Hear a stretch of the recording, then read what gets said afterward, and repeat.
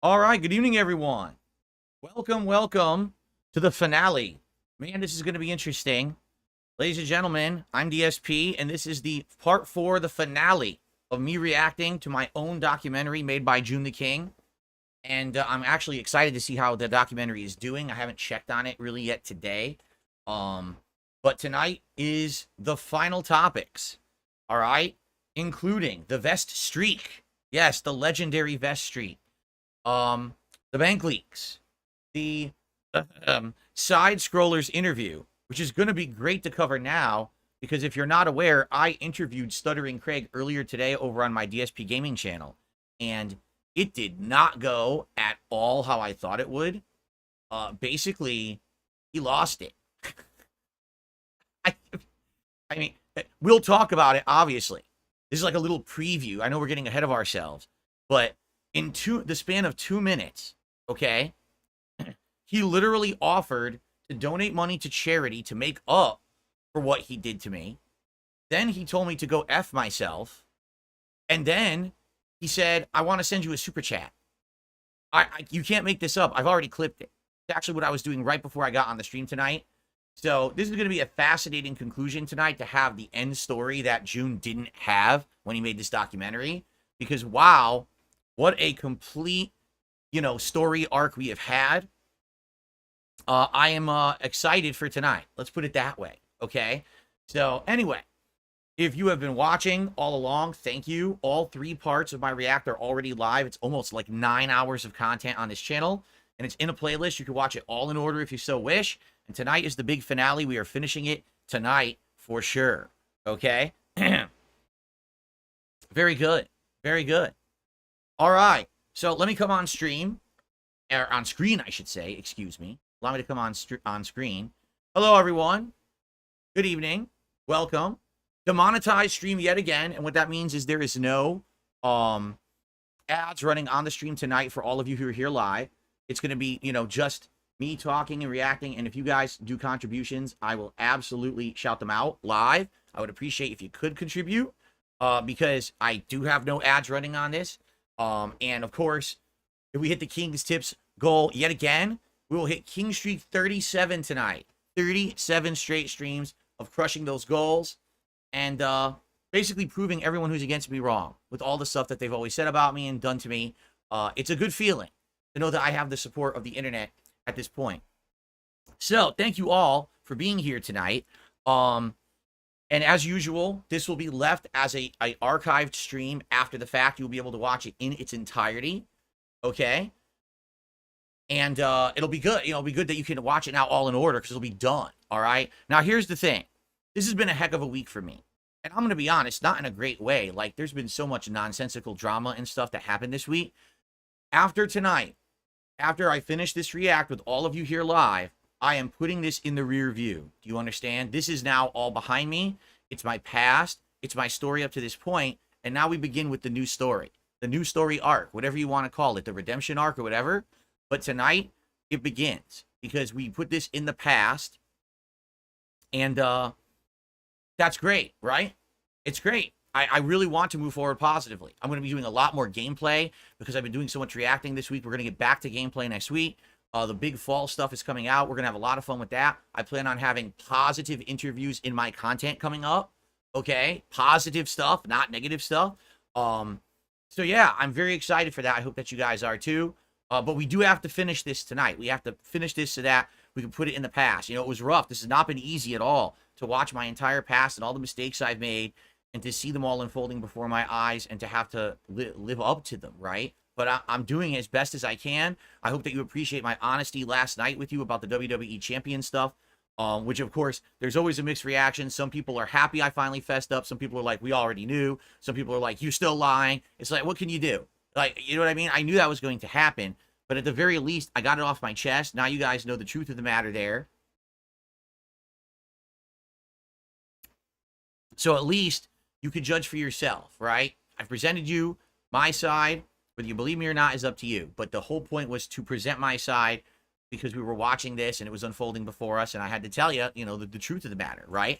And so tonight, if you do contribute in any way, I will shout you out. All right. So thank you in advance to anyone who contributes to the stream. I hope that we will get a good attendance. I'm just starting now, and to be honest, being that this is the finale, and there's not that much more to talk about besides things. I don't know if we're gonna get anywhere near as much attention on tonight's stream as we did the first 3. But it has to be done, right? If you're here tonight, if you could help me out by liking the stream, helping engagement of this channel, that would be great. Again, this is a work stream for me, so please support the stream in any way. Super chats, memberships, gifted memberships, or tips are all appreciated, and you will get a shout out for your contributions. And of course, we're trying to hit that King's Tips goal of 150 to keep the King streak alive at 37 tonight. Okay, so right now I have one thing to shout out. It looks like the first tip has come in.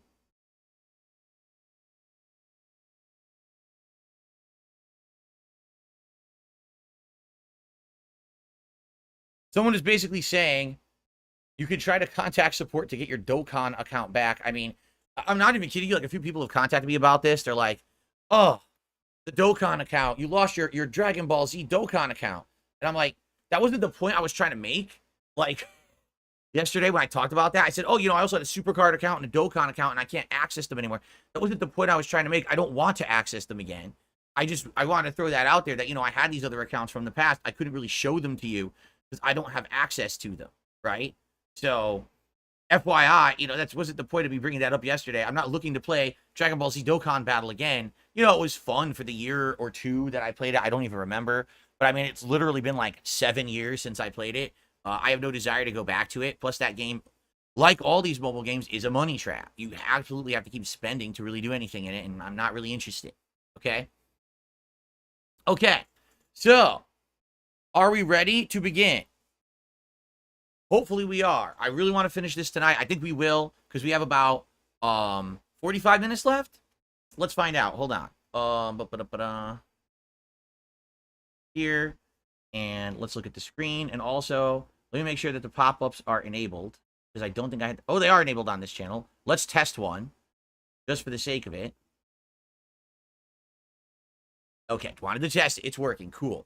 So first of all, let's refresh. Let's see how the documentary is doing. This is now day 3. It came out Monday. So it's been out for about 3 days and 10 hours. So 3.5 days, 589,000 views, and still climbing, but definitely it's starting to plateau. Like, for example, at the end of yesterday, it was around 480,000 views. So it's only getting about 100,000 a day. I really hope for him, with the amount of effort that he put into this, I hope he gets 1 million views by the end of the week. I sincerely do.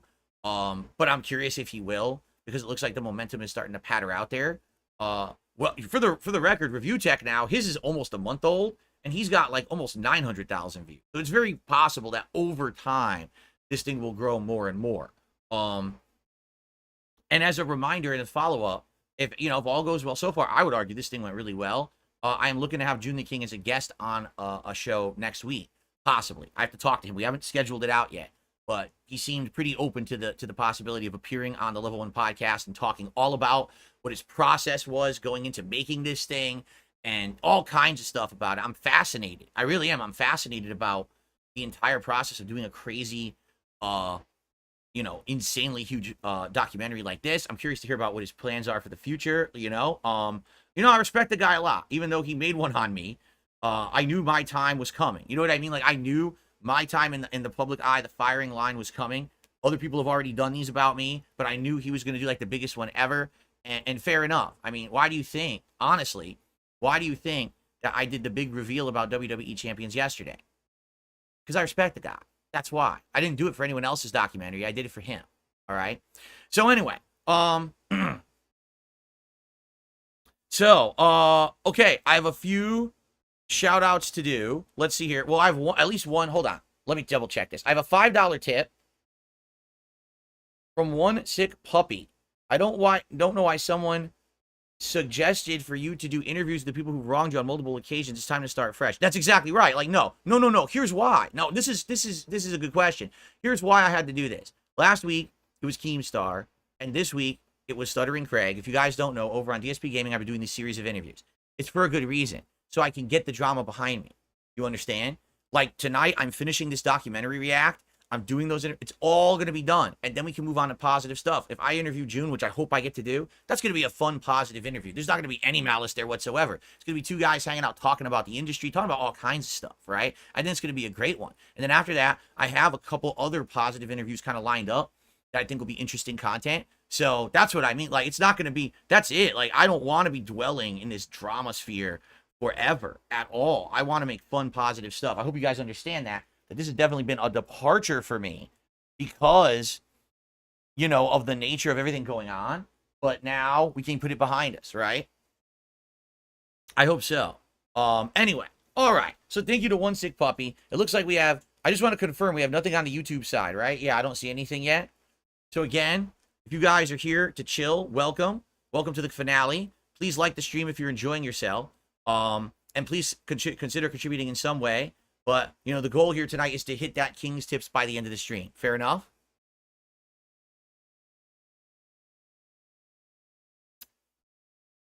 Okay.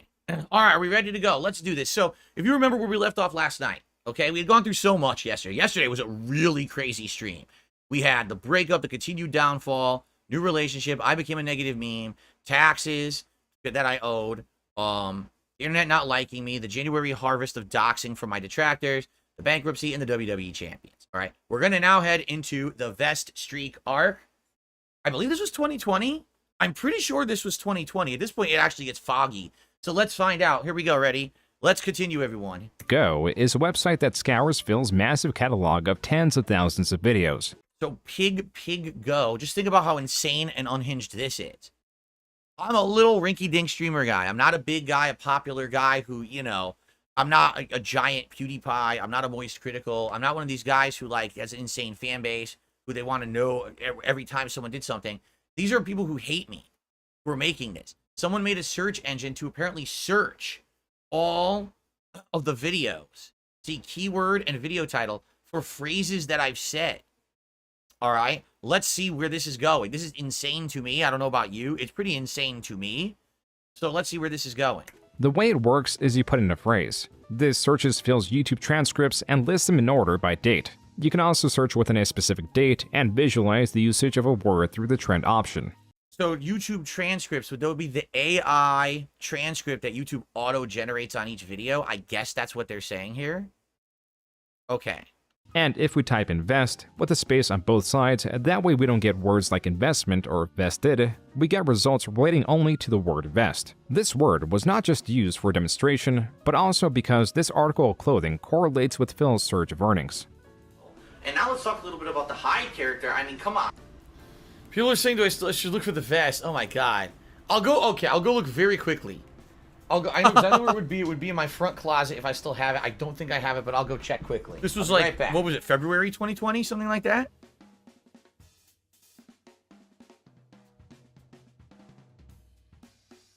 This was wild. I'm sorry, guys. I just couldn't find the vest. I couldn't find the vest. I don't know where it was. 3 Phils. Phil watching Phil in triple Philception. It was right there in the closet. The vest is an item that Phil wore in the past and was being noticed. I should make my camera a little bigger, considering this is not gameplay, this is a react. So I'll go a little, there we go, just a little bigger. Okay, cool. During a retrospective stream, what he perceived to be a funny moment was turning out to be something bigger. It was sticking with viewers and they wanted more of it. What? Evil Williams says, I think the black DSP merch t-shirt really contrasts the vest. It brings out the positive side of Phil. Phil be dabbing on detractors with this new fresh streaming look. To be honest, once again, I still don't really understand this at all. Why the vest was so popular, why people wanted it to continue, why people kept contributing. I'm at a loss as to how it all came about, honestly. Do I still have the vest? Everything's in the closet. I have all my vests and everything. Yes, we have all, you know, I have a ton of vests. Because remember, this blew up into a thing where every day people wanted a different vest. And people wanted me then eventually to do other things with hats and stuff. So we have all that stuff. It's still available and everything, you know.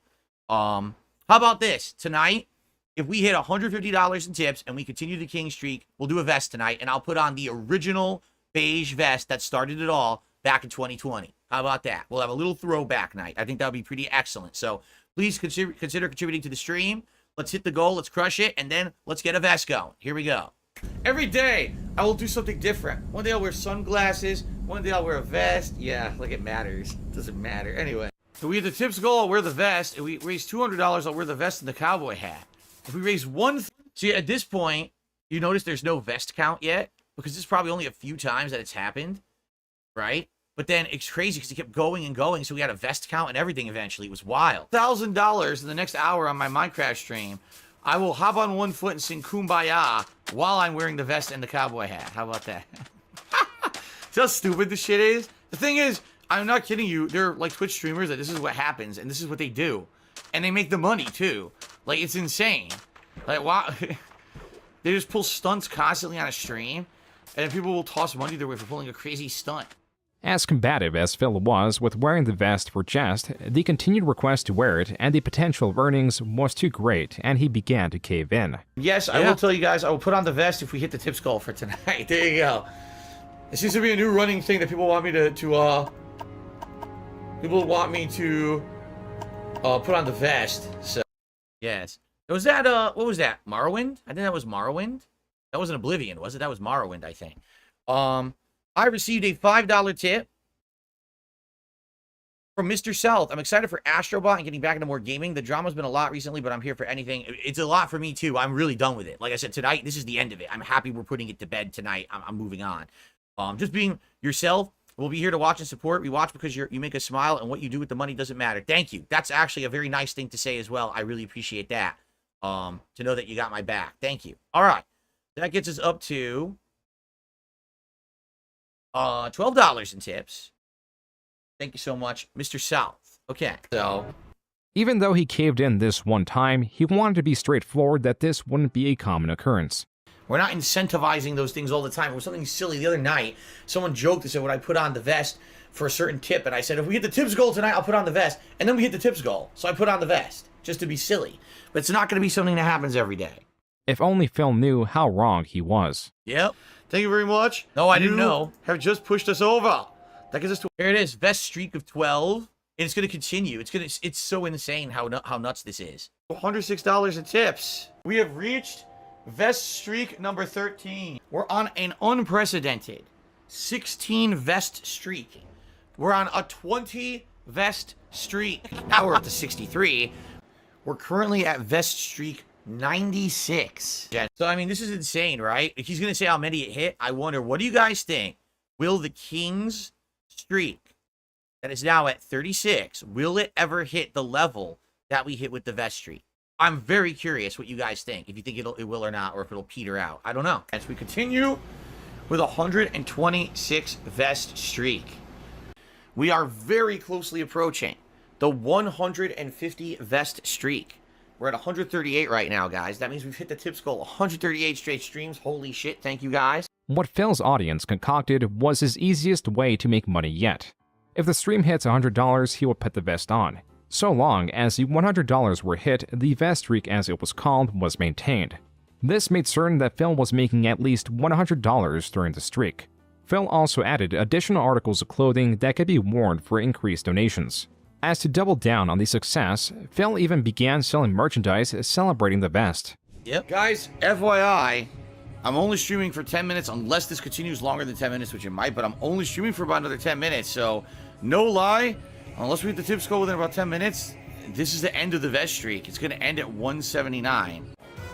Albert Aponte to $29.30. So, ladies and gentlemen, thanks to Alfred tonight, we have reached the tips goal. The vest streak almost ended in the month of July. Phil expressed his concern of it both in and outside of stream. I can't go late. I wasn't kidding. Like, I'm done. The game is over, and it looks like the vest streak's over. So, I don't know why people were, like, if people were holding tips or whatever tonight. On September 8th, Phil had made just $13.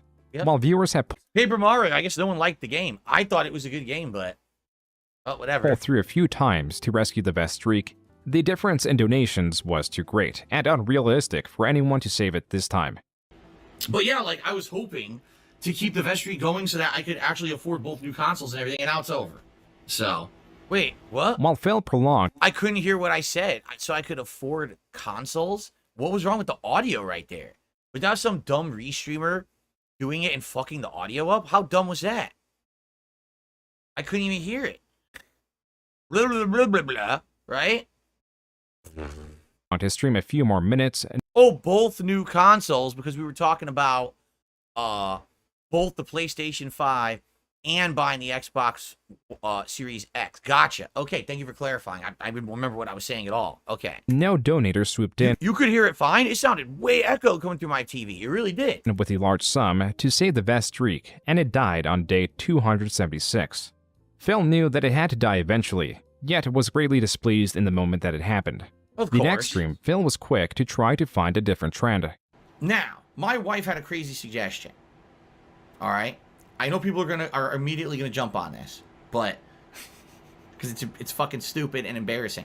But my wife said, if you hit a tier 2 tip skull, here's what you should do. You guys ready for this? This is her 100%. This was her suggestion. All right, you ready? I don't remember this. Oh no, not the chair. Spinning in his chair as a reward did not catch on.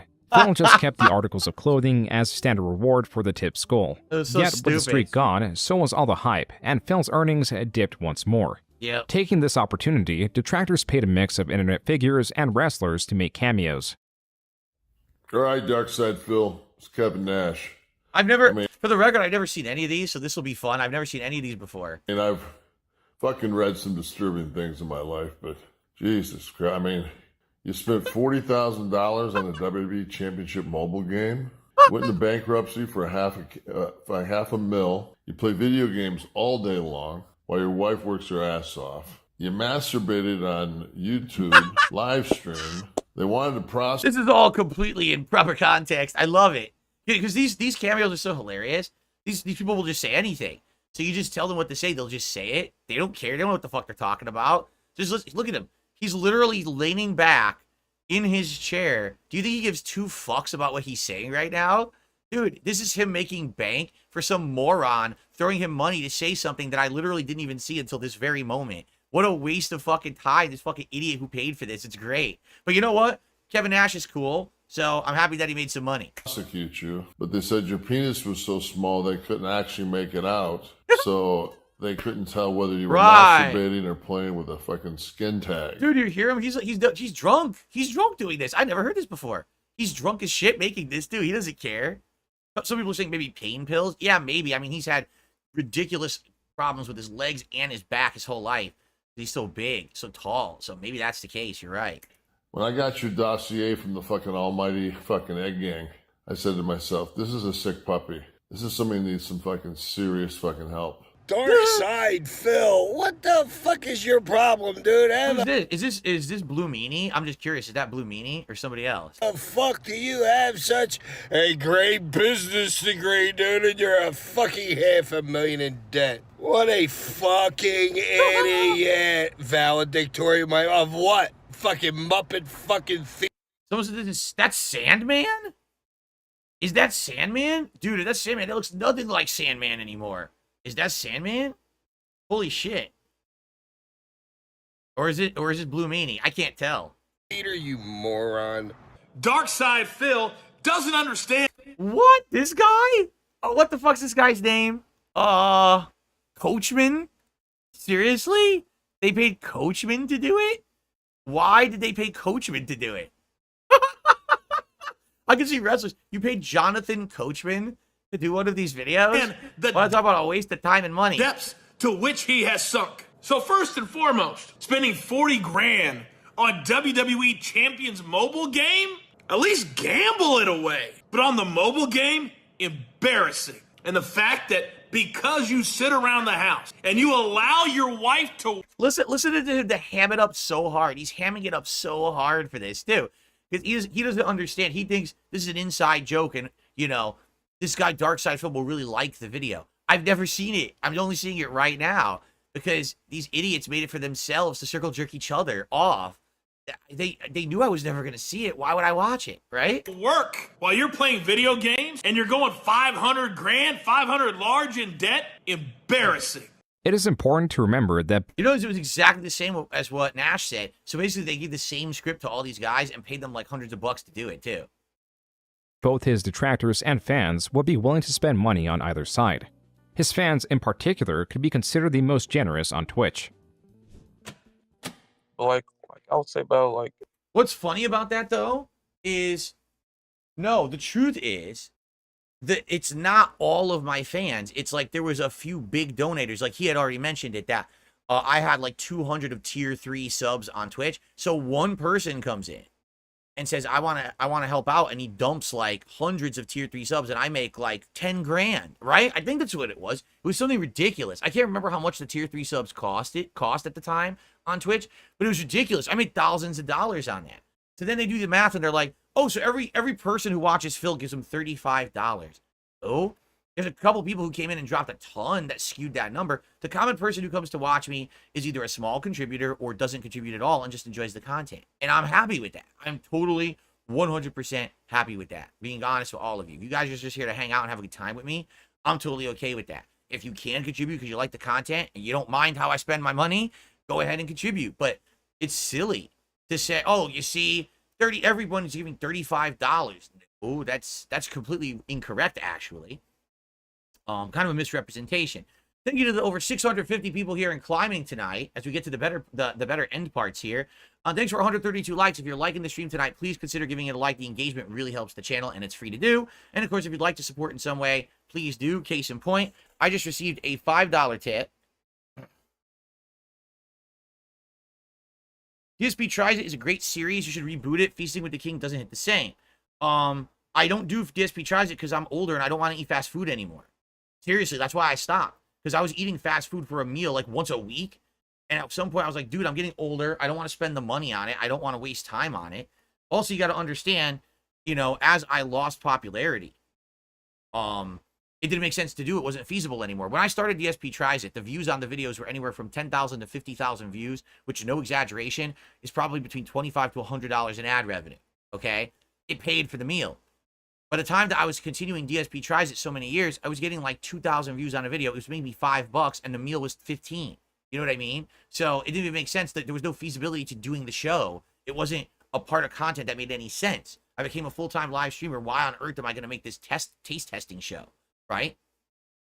But I would not want to go back to doing it, you know, regularly, solely on the fact that there's the entire, you know, fast food is unhealthy for you and I'm old. You know, I'm getting older. I can't be eating that shit all the time. Okay? Okay. Thank you. $800. That was ex-viewer PW Dubs estimating how much he donated to Phil. But why would he donate so much? I never like get tipped to help him out. The reason I tipped really was just to try to get a reaction out of him. With PW Dubs continually attempting to get a rise out of Phil, bans were common. But because he was donating, so were unbans. Over time, I don't even remember that. I banned him a lot. I don't remember that. A lot of people, he was one of the people who was contributing, and my detractors went after him. Remember? Like, my detractors were attacking him and trying to dox him and shit. I don't ever remember having an issue where I had to keep banning him. Maybe at the end. I actually don't remember. If you want to know the truth, I actually don't remember. So let's see. Maybe Joon has the info because I don't. I really don't remember. I would say things that sometimes get me banned, but eventually I just send an email and I'll get unbanned. Yeah, like everybody else. Seriously, like almost everyone else, it was the same thing. People would act stupid, then they would apologize, and I would unban them. If he's insinuating it's because he contributed, that's not the case. There's been tons of people who say shit, and I unban them whenever they ask, as long as they say they don't want to do it again. All right? So that's kind of a misrepresentation. If he's trying to say it was only because he gave money, that's not true at all. John has done a super chat. Glad to see you doing so well. Great job finally dropping the vices and owning up. Inspiring, bud. Thank you very much to John. Yeah, you know, not easy to sit here and watch this and have to talk about it, but it had to be done to move on with my life. All right? It really did. And it's like some people are saying now that Phil is doing this, the detractors are upset and, once again, moving the goalpost. Oh, we don't believe him and shit. You know, whatever. I don't care. I'm not doing it for the detractors. I'm doing it for people who like me, that we can all move past it. All right? So thank you for that, John. I'm curious to see how long it's going to take to pop up. It's not in my queue yet. I want the animation for it. Okay. With most donators with the intent to troll Phil, Phil does eventually become exhausted with their excuses. This back and forth through email got to the point that PW Dubs was arguing that he lived in Texas. Phil kept refuting that he did. Oh, is that who this is? Dude, I swear to God, I didn't know that. I also don't remember PW Dubs doing $800 in contributions. I don't remember that at all. I remember him every once in a while doing contributions. I don't remember him doing $800 in contributions. But again, maybe I'm wrong because I don't nickel and dime contributions. Like, I'm not sitting here saying this person gave me this much and this person gave me that much. I don't remember that at all. Okay? Okay. If this is what I think it is, this is going to be a hilarious story. I can't wait to tell it. So let's see. So unprompted, PW Dubs does this. I was trying to do like a gotcha moment, like when I sent him the email saying I do live in Texas. Like, there's proof that I live in Texas. PW Dubs sent Phil an image of his driver's license, where he self-centered certain sections himself with scribbles of black lines through MS Paint. Censored was his face, the expiry date, street address, and license ID. What Phil then did was post this email to a secret moderator Discord. Secret moderator Discord? It's literally just a Discord where my moderators talk. It's not secret. It's because we need to talk somewhere about moderation of the streams, right? He's at the secret moderator Discord, like it's some kind of a clandestine place. But let me tell you, the secret moderator Discord is really boring. We don't really talk that much in there. When we do, it's usually about the streams. Every once in a while, we're cordial. We talk about each other's lives, but it's just like a bunch of guys hanging out and just saying, hey, what happened on stream today? Can you help me moderate today? Can we do this? Can we do that? It's not a secret Discord. All right? How silly. That included about 11 other members, remarking, quote, I mean, Jesus. Why are we even at this point? I don't want to card my fucking stream chatters, unquote. The few moderators that responded shared in this confusing sentiment. But failed posting this license, even though it was somewhat censored through PW Dubs, meant that he had doxed him. Wrong. I didn't dox him at all. He censored all the information people didn't know. We already knew his name. We already knew his date of birth. He'd already told everyone his birthday, and we knew where he lived. He already had put that information out there on the internet. We already all knew that from his discussions and things in my chat. He sent me the censored license so the information nobody knew would not be put out. You see, this is not a dox at all, in any way, shape, or form. Sorry, Joon, this is completely misinformation. This is not doxing. Doxing would have been if he actually sent me his uncensored license and I posted it somewhere public for everyone to see. That's a doxing. This is not doxing. It's a censored document that he censored himself. And the information that's not censored is already public. He already told everyone it in my chat. So that's absolutely ridiculous to say that this is a doxing. Absolutely not. All right? It's not. Sorry. There's no one who's going to give you the L or give you the W on that. That's bullshit. That's not doxing. Let's move on. Phil had revealed his private information, though it was only to a small, uninterested group. With this information, a rat, well, more so a mouse, took note of Phil's transgression. Yes, and by the way, for the record, this was all a setup. This was done. PW Dubs was egged on by Anonymous and detractors to do this. All right? Just so you know, because I find out about the shit after the fact. Now, do I have evidence? No, because I don't sit in the detractor discords and shit. But this was all plotted out ahead of time. Because I don't know if he's going to say, but Anonymous was my second mod that catfished everyone. Made everyone think that they were a fan of mine. Just so that they could moderate for me for over a year. And finally try to get me with a gotcha moment. We had already had a mod, which he didn't talk about this, okay? Let me go ahead. Let me go ahead and go full screen to explain this story. We had a moderator by the name of Marl, that character from Chrono Trigger, okay? And Marl was just a chatter in my chat for about 6 months, 7 months, all right? Maybe a year, I'm not sure. And they were nice with everyone. And everyone was cool with Marl and everything. And Marl told everyone, hey, I'm a woman, and here's some stuff about me and stuff like that. And she befriended a lot of people in the community. Eventually, Marl offered to be a moderator of mine. And I was like, well, everyone seems to like you. I trust you. It wasn't because Marl was a contributor or anything. He was just a nice person. So I moderated them, okay? Now, moderators at that time actually had access to a lot of things involved with my Twitch. So for a year, I'm not kidding you, for a year, this moderator was moderating for me, and no one ever had an inkling there was anything wrong, okay? One night, in the middle of the night, one of my moderators sends me a frightened email, okay? And the email reads as thus: just so you know, I went into your Nightbot, which we still use today as the chat bot, okay? Went to your Nightbot, and I found someone has gone in there and literally has changed all the commands. They're all things that are going to get you banned off of Twitch today. The moment you go live, if someone starts doing these commands, this is like awful shit. This is not only insults about you, there's racist shit. It's all in your bot, so you're going to get blamed for it. Like you programmed your bot to have all this racist stuff in it, okay? I'm like, wow, that's messed up. Well, let me take a look. And I looked, and lo and behold, it said it was Marl, my moderator, for a year who had done this. So it was discovered that Marl was a catfish, one of my detractors, who had pretended to be a fan for 7-8 months, befriended everyone in the community, became a moderator, but got all access to all my shit, and was plotting this all along for a year. This Marl person had personal discussions with my other mods and people, that telling them all about their life and everything. It was all a lie. It was literally 100% fabricated to infiltrate my community and try to get me banned from Twitch. Think about how insane that is, okay? So that was time number one. This time, this guy's name is Anonymous, okay? This guy is a chatter of mine for a while. I can't remember if he ever contributed or not. He might have, but he wasn't a giant contributor or anything like that. This guy, again, was a nice guy in chat, saying, you know, being good with the community, saying nice things.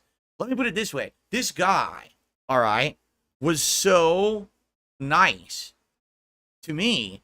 Over time, I did a playthrough that they had requested. They had requested that I would play Night in the Woods, which I had never really heard of. And I usually didn't play indie games. And I did a whole playthrough of Night in the Woods because of this person, okay? So, this person becomes a moderator of mine. They're in my moderator Discord, okay? Come to find out, this person hates me. And the reason we know this, they posted all this up on Kiwi Farms. I don't know if Joon will cover it. But basically, this person had a secret grudge against me for something I had said like 2-3 years earlier. All right? Something crazy, like not even like direct reference or anything to this person, but somehow it just rubbed them really the wrong way. I'm curious if Joon will cover it, because I don't really remember what it was. And they had a secret grudge against me for years. Years. And they became a mod, and they actually worked with this PW Dubs guy to try to frame me to claim that I doxed a fan so that now I get in trouble. All right? Did I dox that fan? The person who sent me an edited license, who had only information that was public already showing on the license? It's pretty messed up. Oh, by the way, after this happened, they tried to put out a version of the license that wasn't the real one. They tried to put out a version of the license that I think had different information on it or something, to act like it actually was a doxing, when it was public information. The person's name we knew, where they lived we knew, and their date of birth we already knew. They'd already said all of that in my chat before. It's not a dox if you've already released that info and you're purposely editing the other info, right? Why else would this person have unsolicited sent me this license? And the only reason I presented it to my moderators, I'm like, is anyone getting shit like this? Because if so, we got to figure out what's going on and put an end to it. We can't be getting people's information like this. No one's asking for this, and this is just going to be trouble. It's 100% a special secret op from this guy to try to set me up. All right? So this is misrepresented to say, like, I doxed him. I didn't dox him. Sorry, Joon. We will have to agree to disagree on this. That's complete nonsense. Nobody got doxed at all. If anything, if you want to know who the doxer was, Anonymous, because he's the one that actually posted all this up later. So he's the one telling the whole internet about it. Like, you then are putting it out in the public. Not me. What are you talking about? Pretty messed up. Anyway, so I received a $5 super chat. Hold on. $5 super chat from Papa Gino, who says, if someone dummy sent me a picture of their driver's license with redacted info, I would clown them. I would also clown on them for it. And the thing is, did you read the message? I'm not clowning on the guy. I'm disturbed. I'm like, why is he sending me this? This is legit scary. Now people are sending me like legal documents and shit. I don't want this. Like, what is happening here? And that's why I wanted to show my mods. And I knew that there was nothing on that license that was private info, because it was already public, what we had already known about the person. That's what I mean. I was like, dude, what is going on here? Anyway, let's continue, because I really hate, once again, this is very similar to me to the PC issue earlier, where I feel like this is a non-issue. It's just stupid shit. But somehow it got into the dock and is somehow, you know, fucking focused on here. Don't ask me why. So let's continue. This rogue mod, known as Anonymous, or Anony for short, was in talks with KiwiFarm members to verify themselves and leak both the secret Discord chat logs and prove Phil had doxed PW Dubs. But Phil was catching on. Now in 2021, this came to a head mid-March.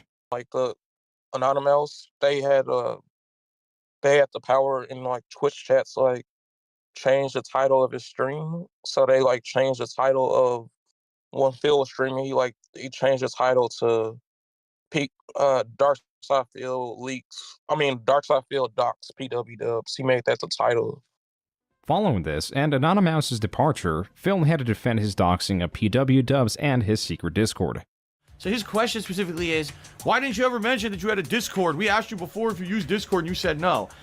Because it's my moderator Discord. It's none of anyone's business if I have something for my business behind the scenes running to be used for business purposes. The question was, do I have a public Discord? Do I have a Discord people can join and talk to me? No. I can have a private Discord if I want. I could have 10 private Discords if I want. I could have a fleet of 100 servers connected together, all with secret moderator Discords, and it's my prerogative to do that, and it's none of your fucking business. Why are you even care, and why are you asking me dumb questions? Mind your own fucking business. Because it has nothing to do with anyone watching the stream. The doxing, the Discord, and his treatment of Anonymous made its way to Reddit, where it was fast to gain traction. Anonymous, in his post, made sure to censor everything the driver's license had on it except the words driver's license. Phil admitted that he shared the license in his small moderator Discord, but used the small size of the Discord and the fact that PW Dub censored some of it himself in his defense.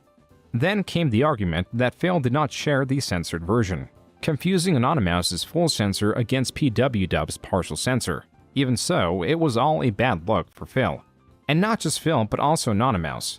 In a place like Kiwi Farms, posts range from general observations, to memes, to full vitriol, all of which is typically welcome. To step foot in this space is to realize that everyone is a potential target. All elements of you can be criticized and brought forward for the sake of entertainment. Anonymous was no exception.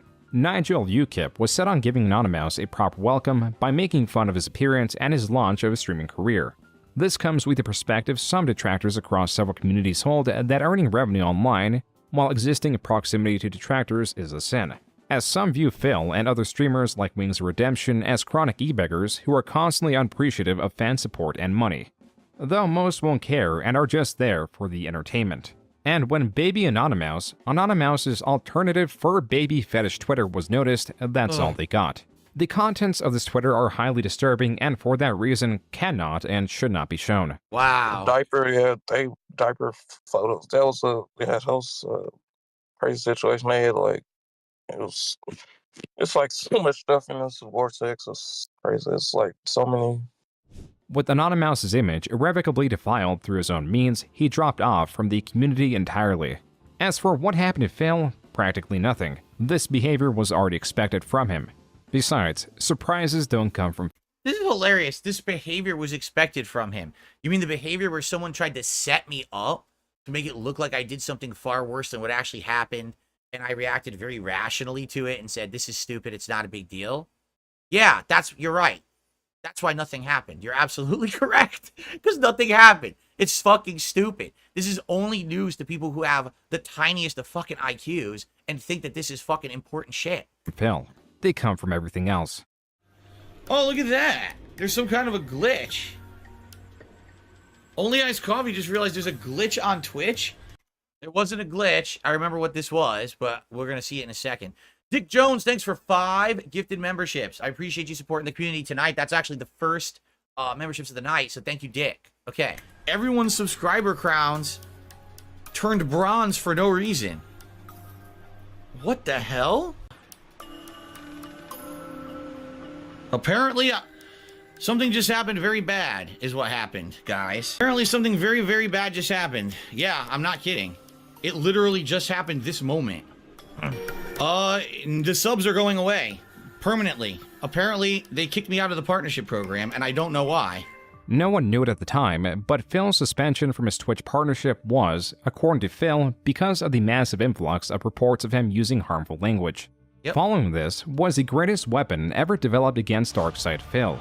Rated by user Piece of Peace, the DSP Tips Tracker spreadsheet is equipped with table after table analyzing Phil's daily earnings from his AM and PM streams. Oh, is that it? He's already moving on from that? Yeah, so if he is moving on from that, FYI, I found out later, and this is something that I can't provide evidence of, okay? I can't. I wish I could, but this is, some person who was insider in this situation provided me the evidence, and now I know what happened, because that was 2021, so over 3 years ago this happened, okay? So in 2021, my detractors decided, because they saw how culture was changing, correct? You know, me when I started on YouTube, culture was very different. Look at the jokes and shit that I was making back then. In 2021, everything was changing. Everything was, as people are saying, it went woke, correct? And because of that, what my detractors decided to do was put together a compilation reel package of some of the things that you could say that I said and did back in the past that were very risque and considered bad, right? I mean, we saw one of them where I got kicked off of Blip TV for that Dead Space 2 joke, correct? But there's many other examples of that from back in the day, okay? So literally what they did, they made a compilation of it in videos, in like folders, and they sent it en masse to the reporting places for the things that I was working with. So they sent it to Twitch TV, they sent it to all of the streaming services that I was using to take in contributions during live streams and have pop-ups come up. They sent it to Teespring, my merchandise store, all of this, okay? Now, the funny part about all of this is the stuff that they sent to them was ancient. This wasn't like, oh, Phil just did something bad in 2021, and this is what's being reported. It was actually like, you know, stuff from the past. But some of these companies, for example, Teespring, was well aware of who I was in the past, the kind of behavior that I had done. Teespring recruited me to work with them. I didn't even have any intention of selling merch on Teespring. They contacted me and said, hey, we know who you are. We like your content. Let's get you in. They made a store for me. They actually made some of my very first merch ever in the Teespring store. Well knowing who I was in my past and all that. Now, all of a sudden in 2021, all these companies all collectively decide at once to drop me. It wasn't just Twitch. It was Teespring. It was all these all at once. I'm sure that's a coincidence, right? So eventually, someone finally fessed up. I mean, I don't know if it's 100% true or not, but basically, they contacted me and they said, just so you know, I'm involved with this whole thing on Twitch. I'm one of the people who like reviews reporting. And here it is. Like, we got a packet of stuff on you. And this was it. And basically, because all these businesses now are changing their mentalities on who they want on their streams, on their websites or whatever, you know, basically this got referred up the ladder. People looked at it in positions of power and said, oh, this guy he's not for our site anymore. Even though I wasn't doing that kind of behavior on stream at all anymore, they kicked me out for it. And it wasn't just them. It was Teespring and these other streaming services. They all did it at once. It's not some coincidence. It was one and one, you know, no, they all happened within like a 1 to 2 month period. They all kicked me out of their businesses for these detractors doing this. Okay. So that's what happened there with the Twitch. And after that, I still said, hey, I'll still try to stream on Twitch anyway. I just won't be partnered. And then since that didn't work, then my haters, my detractors, mass reported me for saying racial things I never said. Like I was playing what was Returnal? I was playing Returnal on PS5 and I got tongue tied. I was like, blah, blah, blah. I said something, you know, and they're like, oh, let's mass report him and say that he said the N-word. But I didn't say the N-word. But they mass reported me anyway, and Twitch is so dumb, they suspended my account. Then I appealed it. I said, are you out of your mind? I never would say that. And then they restored it like hours later, but already I lost my stream, lost revenue. And at that point I was like, so let me get this straight. You're going to deplatform me for things I did over 10 years ago, but you knew before and you were okay with, but now all of a sudden you're not, okay? You're going to kick my stream offline and suspend me for things I'm not doing. I've had enough. You guys are unprofessional. And I left, and I've never taken a second glance at going back at Twitch. The only reason I would ever go back there is it was an emergency. For some reason, I couldn't do content on YouTube. I would go over there temporarily, but likely I would go to another website, whether it be Kick or who knows. I don't even know where else you could stream right now, but definitely it would be that. Like, I wouldn't want to be treated unprofessionally, you know? And the other funny part about some of this is, like, for example, reaching out to these companies, you'll be like, so why did I get suspended? Well, for violation of our terms. Well, what did I do to violate it? Oh, we're not required to tell you. We actually don't have to tell you what you did. We just kicked you out. Too bad. So then how would I ever learn from my mistakes if you don't tell me what I did wrong? Well, we don't care. Oh, Twitch, that's exactly what Twitch said. They have no responsibility to tell me what I did wrong besides harmful speech. I think that's what they called it. Harmful speech or hateful speech. Hateful speech, I think is what they called it. And basically, you can apply it for the partner program again in a year if you want. But I don't know what I said that violated your rules, and you won't even tell me. So anyway, that's what that was. He glossed over it, but I wanted to let you know how messed up these things have been for me over the years because of my detractors. This included what game he played, who was the top tipper, how much did he make on average, how did this compare to the average. It also included analysis on his Patreon, YouTube, and Twitch.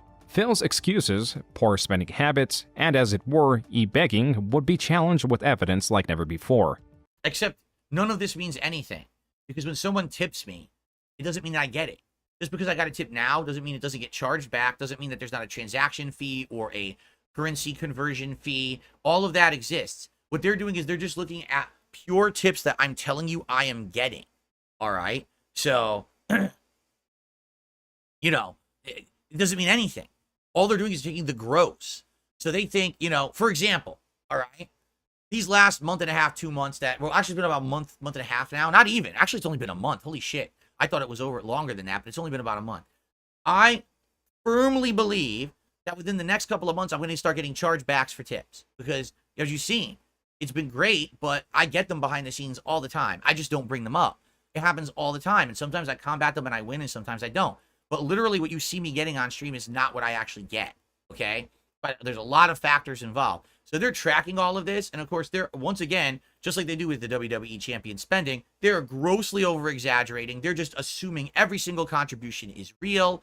They don't factor in cuts because, like, oh, we're tracking super chats. Dude, YouTube takes a lot out of super chats.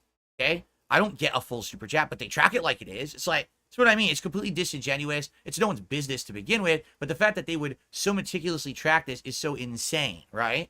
And as such became immediately useful. I'll be playing Mass Effect 1 Remastered in a marathon setting, and my goal that day is to raise funds via tips or patron pledges to pay the bills that I need to pay this month, because I am not going to be getting any payment for my Twitch partnership because they canceled it. Phil, on May 6, nearly 2 weeks after being departnered, set on raising money to pay his bills now in fear that he won't be receiving his Twitch partnership money pre the departnering. Yeah, because I didn't know what was going to happen. If you get departed, does that mean they're going to pay me now? They're going to pay me later? The reason that this definitely, I was afraid. Long story short, when I got deplatformed from YouTube, not deplatformed, excuse me, when my AdSense was disabled and suspended way back at the beginning of this documentary, remember we talked about that happened? It got to say that's when I went to Blip TV in 2010. YouTube didn't pay me. They kept something like $13,000 when they said that I had violated their program. They just didn't pay me for it. So I'm thinking, dude, this same thing might happen with Twitch. And imagine that. I worked my butt off all month and earned all this money, and then they decide not to pay me for it. How am I going to pay for anything? I won't be able to pay any bills or anything. That's my money. That's a staple money to pay my stuff. So I was very much scared. Like, seriously, very scared that I wasn't going to be able to do anything for that month now because this had happened out of the blue. Okay? So, yeah. I mean, it sucks that here I am grifting. Here I am e-begging. But I'm doing it because this has happened out of nowhere. My detractors have gotten me kicked out of the partner program unfairly, and now I don't know what to do because that was a source of income I needed, right? I received a $20 super chat from Tyler. Thank you so much, Tyler. I really, really appreciate that. He said, here's a tip for you, my lord. Well, it is a super chat, and it helps the channel a lot. It is not considered towards the tips goal because that's tips going through PayPal. That's what the streak is concerning. If you're trying to contribute to the King's streak, it has to be a PayPal tip, or you can find the description of this video. You'll see that link, or you can type !tips in the chat, and that'll pop up there too. But that is a very generous contribution. Let's get you on the leaderboard for it. It is Tyler. Thank you, Tyler. I appreciate that, Tyler. Okay. And for everyone being a troll to Tyler, enjoy your bans right now in chat because you deserve it. People being jerks to Tyler. Okay. All right, let's continue. But if we look at the spreadsheet, between the 22nd of April, which is when he was departnered, and May 6, when he made the announcement, he already made $5,797 solely from tips. And again, that's bullshit because that doesn't factor in people charging back. That doesn't factor in the fees associated with PayPal, currency conversions, and the fact that tips usually are spoken for. Tips go towards, for example, the groceries, buying games, paying certain utility bills, food, when we order out for the day. Well, actually, I don't know back then if we were ordering. In 2021, I think we were. So for the day off, once a week, I order a meal, and it's, expensive meal the one time a week we don't cook. All that stuff is paid for with the tips. The income coming in behind the scenes, meaning the Twitch income, was paying the bills, like the mortgage, the car payment, all of that. So basically, they took away the payment that I needed to pay the biggest bills, the staple bills, right? Now, could I stretch the $5,700 that I had made within that month to pay everything? Kind of. But I mean, my mortgage was almost $2,000. My car payment was like, I want to say $400 or $500. Car insurance, you know, basically almost all the money is spoken for. Now, how do I keep my business running, right? Because they took all this income away from me. So again, this is like a nickel and diming situation. Oh, well, we know everything that Phil needs money for and stuff. No, you don't. No, you don't, and you never will. So you don't know what you're talking about here. But let's continue. Not YouTube, not Patreon, just tips. I'm trying to make it so I hit every tips goal this week to help me coming up with my mortgage, because I don't even know what's going to happen with Twitch. I don't know if they're going to pay me or not for all the work that I did last month after being losing my partnership. I'm looking to hit the tips goal every stream now between now and when I have to pay my mortgage in the middle of the month. You don't believe that I cook? My wife cooks. I very rarely cook. My wife cooks. There you go. I have no other income apparently, because it sounds like Twitch isn't going to pay me for last month. I'm going to pay my bills, pay my mortgage and everything, because I'm not going to get that payment I depend on every month. You know, fundraising to pay my mortgage, to pay my back taxes, and the stuff for the rest of the month. As for the mortgage, yes, I hope that things go well and I can pay my mortgage on Saturday. Please support this marathon stream. I need the help. In particular, I need it for tomorrow. Pay my mortgage, so if you can, This please is so support. fucking embarrassing because I'm looking at it right now. It's hurting me, man. Do you think I wanted to act like that? Do you think I wanted to do that? If they didn't fuck with my partnership, I never would have had to do this stuff. I only had to do it because they fucked with my income. I mean, is there not like an iota of like emotion or sympathy or even like moral feeling that, gee, they literally took away a major source of Phil's income, so he had to e-beg like a loser to make up for it? But did I cause that? No, I didn't. My detractors did. They're the ones who caused the behavior they don't like, okay? If they didn't fuck with my YouTube channel in 2015 with the false copyright strikes, I wouldn't have had to delete so many videos, get thrown out of the algorithm, have a giant decrease in views, a giant decrease in money that then caused me to go into some of the financial stress that I went into. By no means am I saying that's the only source. It's one of the primary sources, though, all right? If they're not fucking with me at every turn, my income left, right, up, and down, then I won't have to e-beg. I literally have to e-beg when they fuck with my income. It's not I e-beg first. I didn't even start asking for any contributions in my content until they fucked with my income. I literally just made videos. That was it. It wasn't every stream. For years, I streamed from 2013 through 2017. That's 4 years. I didn't have super chats enabled. I didn't have any, and you know what I'm saying? I didn't have any of that crazy stuff. That all started when I had to become a full-time streamer because they kept fucking with my income so badly. And the adpocalypse as well. It was going hand in hand, all right? But this is ridiculous. This spins it like the reason that Phil sat there and e-begged is because he was pathetic and greedy. He already made $5,000 in tips. So obviously, dude, they literally kicked me out of the partner program for what the trolls did. I had a lot of income lost. I had to make it up somehow or I was going to lose shit. Like legit. I wasn't going to be able to pay my stuff. This is after the bankruptcy. I have to emphasize this too, because some people might say, well, I just don't understand it. Why couldn't you just put it on a credit card? Why couldn't you just get a loan? I couldn't do any of that. I had no credit. I just went through a bankruptcy in 2020. So I had nothing to fall back on. It was this or lose something, right? So it was this. It was rocking a hard place. I had to act like this. But I look at this and I hate it. I don't like that I had to do this. This is pathetic. This is sad. This sounds like shit that I have to do this dumb shit. I hate this, man. That was Phil, throughout his marathon stream, petitioning his audience for even more money to cover his bills and mortgage.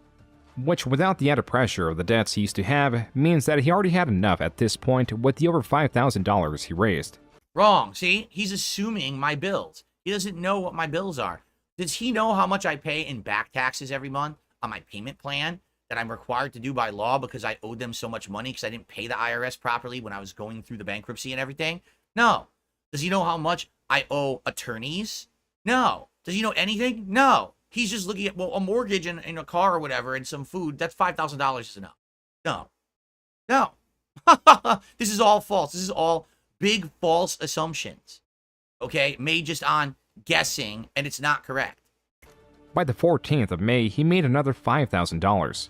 The total between April 22nd and May 14th was $10,252. And again, That's gross from what you saw come in on stream. That's not constituting fees. That's not constituting, when there's currency conversions and you lose some money on that. That's not constituting chargebacks, which happened all the time. They were happening literally all the time. I just didn't talk about them publicly because do you want to hear about every single one? Of course you don't. Someone approached Phil with this information, which he dismissed. To make matters more interesting, Phil did end up getting paid the money owed from Twitch and framed this as, quote, just enough to get me through the next week, unquote. This vagueness will no longer fly. On top of this, Phil admits, even though he claims to be perpetually financially destabilized, he doesn't know or keep track of his finances. I don't know. I'm not really tracking all this stuff. I'm just not. I'm not going to track all this financially and see every day what I'm making. It's ridiculous. Detractors were making memes, especially as Phil's unappreciative nature became ever more grating to them. Tips were really slow after pre-stream. No, tips were good until the break. Since I came back from break, there's been 0 contributions. 0. Yeah, because I guess people don't allow a streamer to take a break, because I have to, shit and piss and maybe get out of this chair for 20 minutes so that I don't get blood clots, but not. This is just me being a grumpy curmudgeon, because, now today I don't really take major breaks anymore. As you know, what I do is I break it up, so I'll do like my podcast, and then maybe I'll play some clips or I'll put the break and put some music on. It'll be like 5 minutes, then I'll come right back. We get right into the gameplay, and pretty much I play through. But I was breaking my breaks up differently back then, and basically, excuse me. Ooh, indigestion from dinner. Excuse me. Basically, every time I went on a break, it's like, I said, man, I really gotta pee, guys. I'll be back. I would come back, and like half my viewership left. It's like, all I had to do was pee. Really, all I had to do was pee. Where'd everybody go? This is not me complaining about money. This is me complaining that half the people left just because I had to go, drain the lizard. That's really what it is. Already, if you take a look, I've already hit my goals. Look, I already hit my goals for this stream. I'm not upset about this. But, that's what I mean. People will take it out of context, or they'll just assume because everything's about money that it's about money, right? Yeah, there was no contributions after I came back from break, but at the same time, I probably had lost more than half of my stream attendance as well, which is really what I'm talking about, right?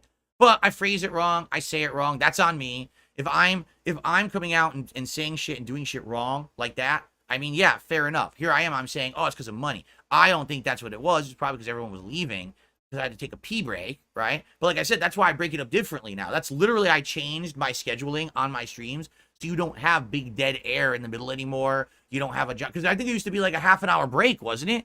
I want to say I would turn my stream on, do the pre-stream, do some gameplay, then take the break. And it was like 25 minutes. And then I would come back and do more. And basically, everyone would leave during the break. Like more than half the stream would disappear during the break and never come back. So I had to change my whole strategy around. That's on me, obviously, right?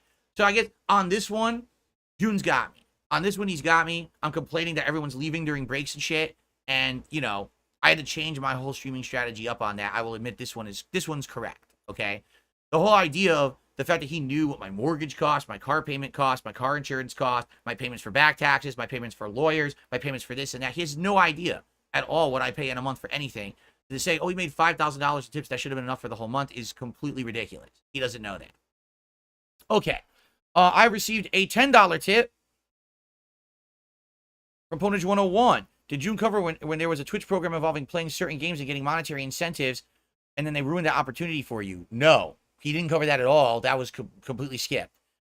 What about the chair sponsor that your detractors attacked? Yes, that one he did cover. Those are contributing factors of how you ended up in the shitty situation. You're right. You have to understand that unlike other streamers, I didn't have opportunities outside of what I was making on a stream. So whatever tips I made, great, but there was no behind-the-scenes contributions or any corroborating ways to support. There was none of that existing. The majority of streamers you watch out there who do this for a living have all that. They have some sponsors.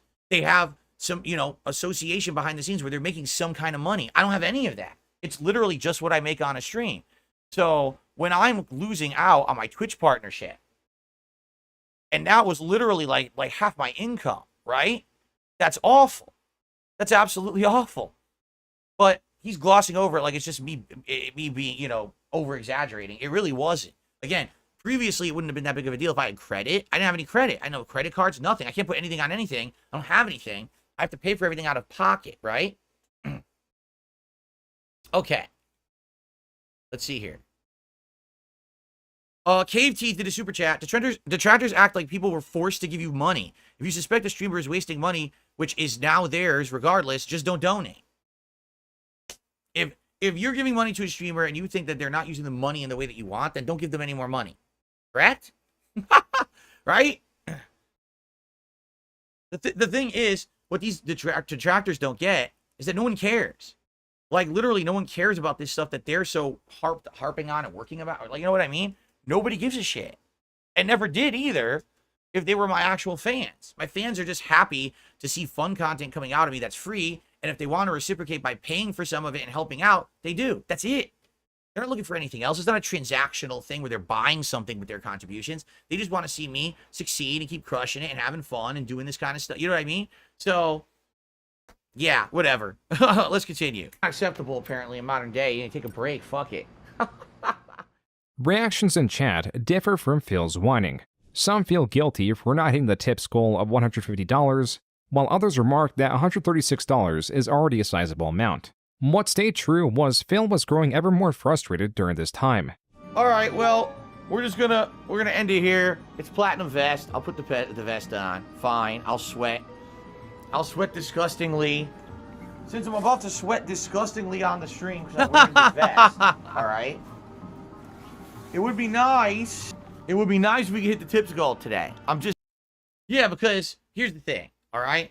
Obviously, this is me hamming it up. Correct. Me hamming it up. But the thing is, when the vest streak started, it was something so positive and nice. And then it became like, you know, people were contributing because they wanted to see the goal hit, sure. But there was no one screaming at me but my detractors to put the shit on because they thought it was like a clown show. Like, haha, look at this. If he's going to get some contributions, let's make him toss a whole bunch of shit on. We know it's the dead of summer and it's 95 degrees outside for him, but let's have him put on the fucking platinum vest and sweat tonight in the middle of the summer, right? Ultimately, what happened is over time, I took control. I started saying to people, listen, I'm all for doing these rewards, but I'm taking control of it. You can't just tell me to put on the platinum vest, which is a winter outdoor vest, every stream, especially during the summer because you think it's funny because you want to see me suffer. Sorry, just because you contributed to my stream doesn't mean I'm going to physically suffer on it, all right? But yeah, in this context, this is me being grumpy. You know what I'm saying? And it makes me look bad, and I agree. If I, again, I don't know if I ever even clarified or if there was a clarification, but absolutely, the way that this is phrased, the way me saying it definitely makes me look like an asshole, all right? Just saying, we got about 45 minutes left on today's stream. It would be very nice since I'm about to sweat profusely for 45 minutes if we could hit the tips goal. I would really appreciate that, all right? I'm just saying. Sonic Hat Defense Force tipped me $1.30. Says, don't you think you're being oblique? $150 for suffering a few hours sounds fine to me. That's because you're stupid. Yeah, seriously, that's because you are. You shouldn't be contributing to see a streamer suffer. That's fucked up, actually, right? And that's not the point of my streams is, you know, tip Phil to see him suffer on stream. Do I have a board of nails that I smash into my head and blood goes everywhere? Do I bludgeon myself? Do I over drink and poison myself and have to go get my stomach pumped at the hospital? Am I burning myself with a torch? Ha ha ha! No, no. If you're literally contributing to make me suffer, then I don't want your contribution. I'd rather not have it at all. Really, I'd rather not have the contribution. That's really sick. That's some kind of a weird parasocial relationship that doesn't belong on my streams. That's bizarre. That people would say, you know, we're contributing, so you should suffer for it. That's literally what the guy said. He said, if you made $150, should you suffer for it? No. Gee, I went to work today, and I earned a day's pay. Should I have suffered for it, or should I have just done, like, normal work so I'm not tortured all day? Like, what are you talking about? When you analyze what these people say, it makes sense. But when you take it out of context as a one-off-the-cuff comment, it makes it look like I'm an asshole. Right? Because you're stupid. If you don't understand that sitting in this office and sweating profusely, being incredibly unhealthy and uncomfortable to make a few bucks is a bad thing, you're an asshole. And I mean that. Like, I mean, how dumb can you be? I might as well just fucking, you know, do completely crazy shit on the stream constantly, putting myself in harm's way. What are you, dumb? Yes. If you don't understand the difference between, oh, let's purchase a hat that's a hat meant to be worn normally by a human. It doesn't overheat you. It doesn't hurt your body. It's meant to be designed so it doesn't hurt your neck or whatever. A nice hat, right? Versus a fucking costume you're only supposed to Well, you could tell that he got this from another streamer or something because it's clicking in and out, and my content doesn't do that. So this is some other streamer. By the way, thank you so much. Felipe Gama just gifted 20 memberships to the community tonight. Thank you so much, Felipe Gama. That is awesome. I hope you guys enjoy, and thank you, Felipe, for supporting DSPReacts tonight. Awesome stuff. To wear, you know, for a few minutes momentarily for a party or something. You don't get the difference? You're an idiot. As if to ease from the serious drama starting 2021, attention was again shifted to moments Phil made a fool of himself. Ooh, And of the chicken course, moments sandwich. like these on stream. Now, there was a gun. Where did it go? Oh, no chicken sandwich? He skipped it. He skipped it. What the Darn. fuck? He had a gun. I wanted to get it. It disappeared. Yeah, I didn't get it. For some reason, I don't know how to get a gun off of a guy. Yeah, but you see, I looked away. Now But do he I had a see big it? ass gun I wanted, I guess not. and I didn't get it. Are you kidding me? That's classic. That's classic DSP. Something's right in front of my face, under my nose, and I miss it. That happens all the time. Are you kidding? I mean, I think I'm probably getting a little bit better at it now that I've got a better setup and everything. But that happens in every fucking video game, and that's just common, a DSP mannerism that I miss shit, right? Absolutely, that's a running thing. That's you know, sure. You got me there. I'm an idiot. I miss shit all the time in video games.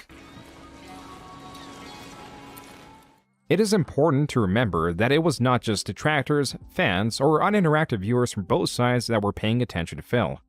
Because we've shown you that these new items and abilities This I didn't even know about until someone told me about it. I had no clue this had even existed. lots of different gameplay in the different levels. The flow is motivating, and most importantly, we can actually use that motivation to prioritize exploration. Here's a quick example. I want you to watch what the player does here as he boats around. What's hilarious is they blur my face out. Oh, you can't see it because I'm blocking it? Hold on, I'm going to remove my camera for a second so you guys can see this. This is them clipping me playing God of War 2018, and they blur my camera out. Why? Why blur my camera out? Anyway. The taste of vanilla magic led him to new forms of experimentation. We're back. And new levels of depravity. The top 3 comments on this video read, quote, "The unstoppable force of nature that is DSP single-handedly making the gaming industry worse by simply playing games." I don't even get it. What does that mean? I don't understand what the reference was because that wasn't the full context, right? What was that? So what they're showing is something about game development, and they used my video as an example of how the game development worked, and it helped the player, and that's a bad thing? I'm lost. No, I don't get it. If someone can ever explain that to me or break that down in basically how that's a bad thing, I mean, is that not a good thing? That they were showing, here, we put something in the game to help the gamer along their way so not to get lost. It motivates them to do things, and here's how it was implemented. Here's a gamer actually doing it. How is that a bad thing? And the unstoppable force of nature that is DSP single-handedly making games industry worse. Why? By them putting in things that make games more fun? I mean, what are you talking about? They are dumbing games down, and you are the target audience. What there showed the game being dumbed down? I don't understand that. I was riding the boat. There was an indicator on the shore that you needed to go there to do something. I saw the indicator, as intended, went to the shore and did it. How is that a slight against me, a slight against the game? It doesn't even make sense. What?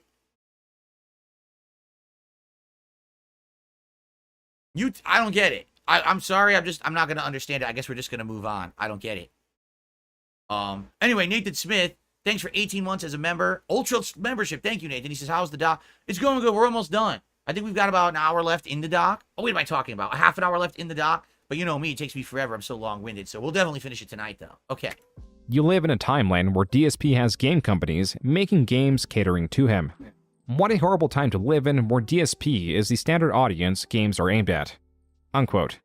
During this entire... It doesn't even make sense. It doesn't even make sense at all. They could have literally taken any gamer doing what I just did there, of which every gamer did. Every gamer saw the indicator, went to the shore, did the thing. But because it's me, now it's a negative me. If it was anyone else, it would have been perfectly fine. And this is how I get treated on the internet. For everyone else, normal behavior is fine. But when DSP does anything, it's incredibly abhorrent behavior for which he must be made a horrible villain. Correct? So there you go. entire time, his finances were still being tracked. However, for one person, this was We are at 196 likes, guys, with over 800 viewers. Please hit the like button if you're enjoying tonight's react as we finish up the Joon King documentary. Thank you. Thank you very much. not enough, and they decided to take matters into their own hands. It's never good enough for these crazy conspiracy theorist nut jobs who want to hurt me, and now they've taken it too far. So thank you, Haseo, for 18 months as a member. This has been an interesting doc so far. I agree. Guys, please consider contributing. This is a normal, night stream for me, and I'm looking to hit the tips goal to keep the King streak alive. I will still be here till the end of the doc, so we got a ways to go, but please consider contributing. Let's crush it tonight and keep it going. Thank you. It's one thing just literally saying, okay, here's conspiracies about Phil. It's another thing committing federal crimes against me. Yes, so someone just ran. Okay, so this is going to be interesting because this is something that I've talked about recently, all right? And I need to talk about it in this react. I've already addressed it, and well, let's play through it, and then I'm going to tell you all about it. Finally Okay. posted that they went ahead and accessed his bank leaks on using Bank of America, using their telephone, and reverse engineering his social security number to go ahead and figure out how to access. And Bank of America has an option where you can go ahead and repeat the last 10 transactions. He did that about 500 times. This is to the point of now major repercussions. And I hope people understand that. Anyone who's talking about this, not knowing fully what they're saying is true or not, thank you, Dark Maggot, for 17 months as a member. I appreciate that. Guess what? You're part of the problem and you're part of the issue, and you are going to be held accountable too.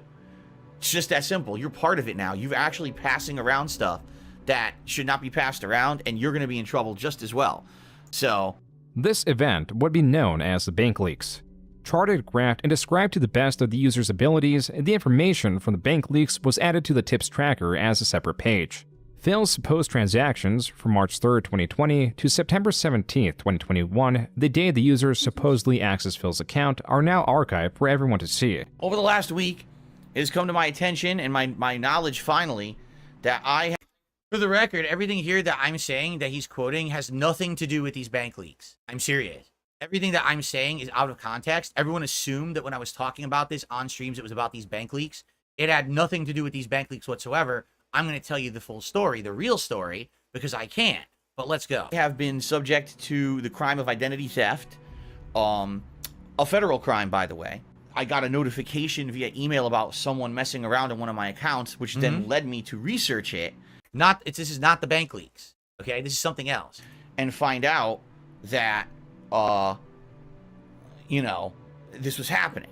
At this same time, Phil gets a notification that someone has stolen his identity right at the same time the bank leaks come out and possibly trigger a failsafe. But due to Phil's own web lies, Phil is walking a very, very thin tightrope. The reason becomes clear why Phil cannot right out admit that someone accessed his bank account. On several occasions, there are transactions that are only labeled as PayPal. Some only labeled Apple iTunes. They happen with such frequency, back to back to back, that it immediately becomes suspicious. And more importantly, they are all the exact same amounts. Several transactions of $11, $16.51, and $110.09. If you deduct the Washington sales tax from Hold on, my eyes are burning. I have to turn my air conditioner down. It's too cold in here. My eyes are starting to burn real bad now. Got it on too high here. Sorry for the interruption. I had to do it. My eyes are really starting to burn bad. Okay. these, you get a more rounded number. The $110.09 becomes $99.99, and the $11 becomes $9.99. This can be easily correlated with the packages available on WWE Champions. These in the pie charts are labeled as microtransactions and make up around 1/4 in his spendings. In these 18 months, Phil spent around $44,000 on microtransactions. These are not the only purchases, which shows his dysfunctional nature. In September 2020 alone, the month the vest streak ended, he spent $258 on alcohol. These are all reasons why Phil cannot state his bank account was accessed, because it would simultaneously prove that he is an alcoholic with a gambling addiction. Which is, it's so ridiculous. I've already told people I'm an alcoholic, but anyway. Again, it's just so silly. Because, so we can't say this because it would reveal this, this, and this. Well, I've already revealed to you that I play WWE Champions. I've already revealed to you that I spent a lot of money on the game previous. I've already told you the full story about that last night. But we're going to go and we're going to talk about this very soon. Let's keep going till the end of the segment, and then I'm going to tell you the true story of what's going on here. And that is many emergency streams were only for the sake of raising money for microtransactions. Another layer of this is that Phil, if the bank leaks were fake, could easily disprove them. But the correlation between the bank leaks and his purchases are so tight, it seems he is unable to do so. Wait. If the bank leaks were fake, he could easily disprove them. How? How could I easily disprove them? The only way to prove that a bank leak is fake would be to show you my real bank account and say, see, it's not the same one. Which then people could easily say, oh, that's fake. That's not really yours. You photoshopped it or you got it from somewhere else.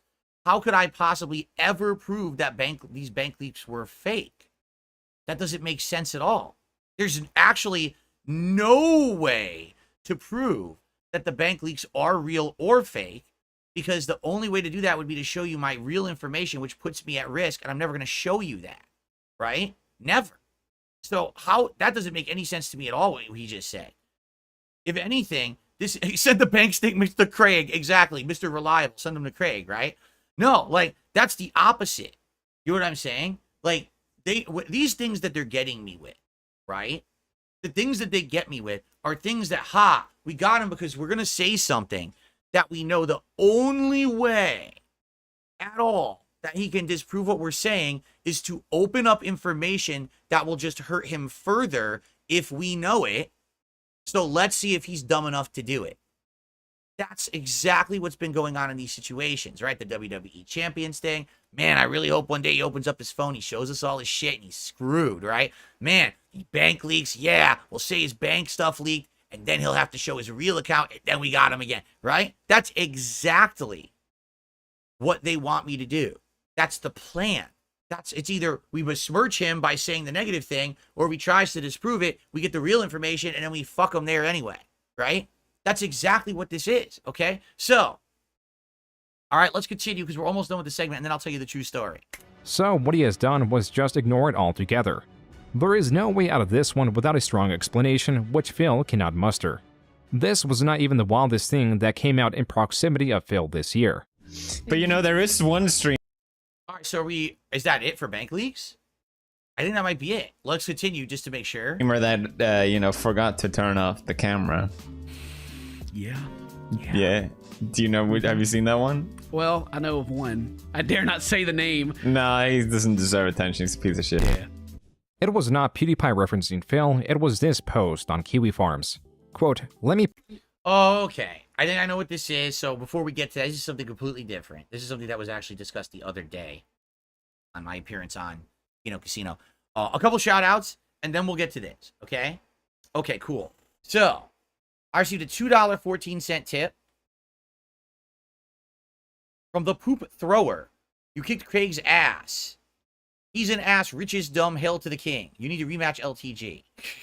Okay, thanks for the tips there. Not my statements. That was his statements. I wasn't saying that. That was the Poop Thrower saying that. And man, he was throwing some poop right there, right? For sure. Okay, and then I received a $1 tip. Did you hear Linkin Park is returning with a female vocalist? No, I did not hear that at all. They've been out of commission for a very long time, right? Since the lead singer passed away. So to hear that is kind of wild, actually. Interesting.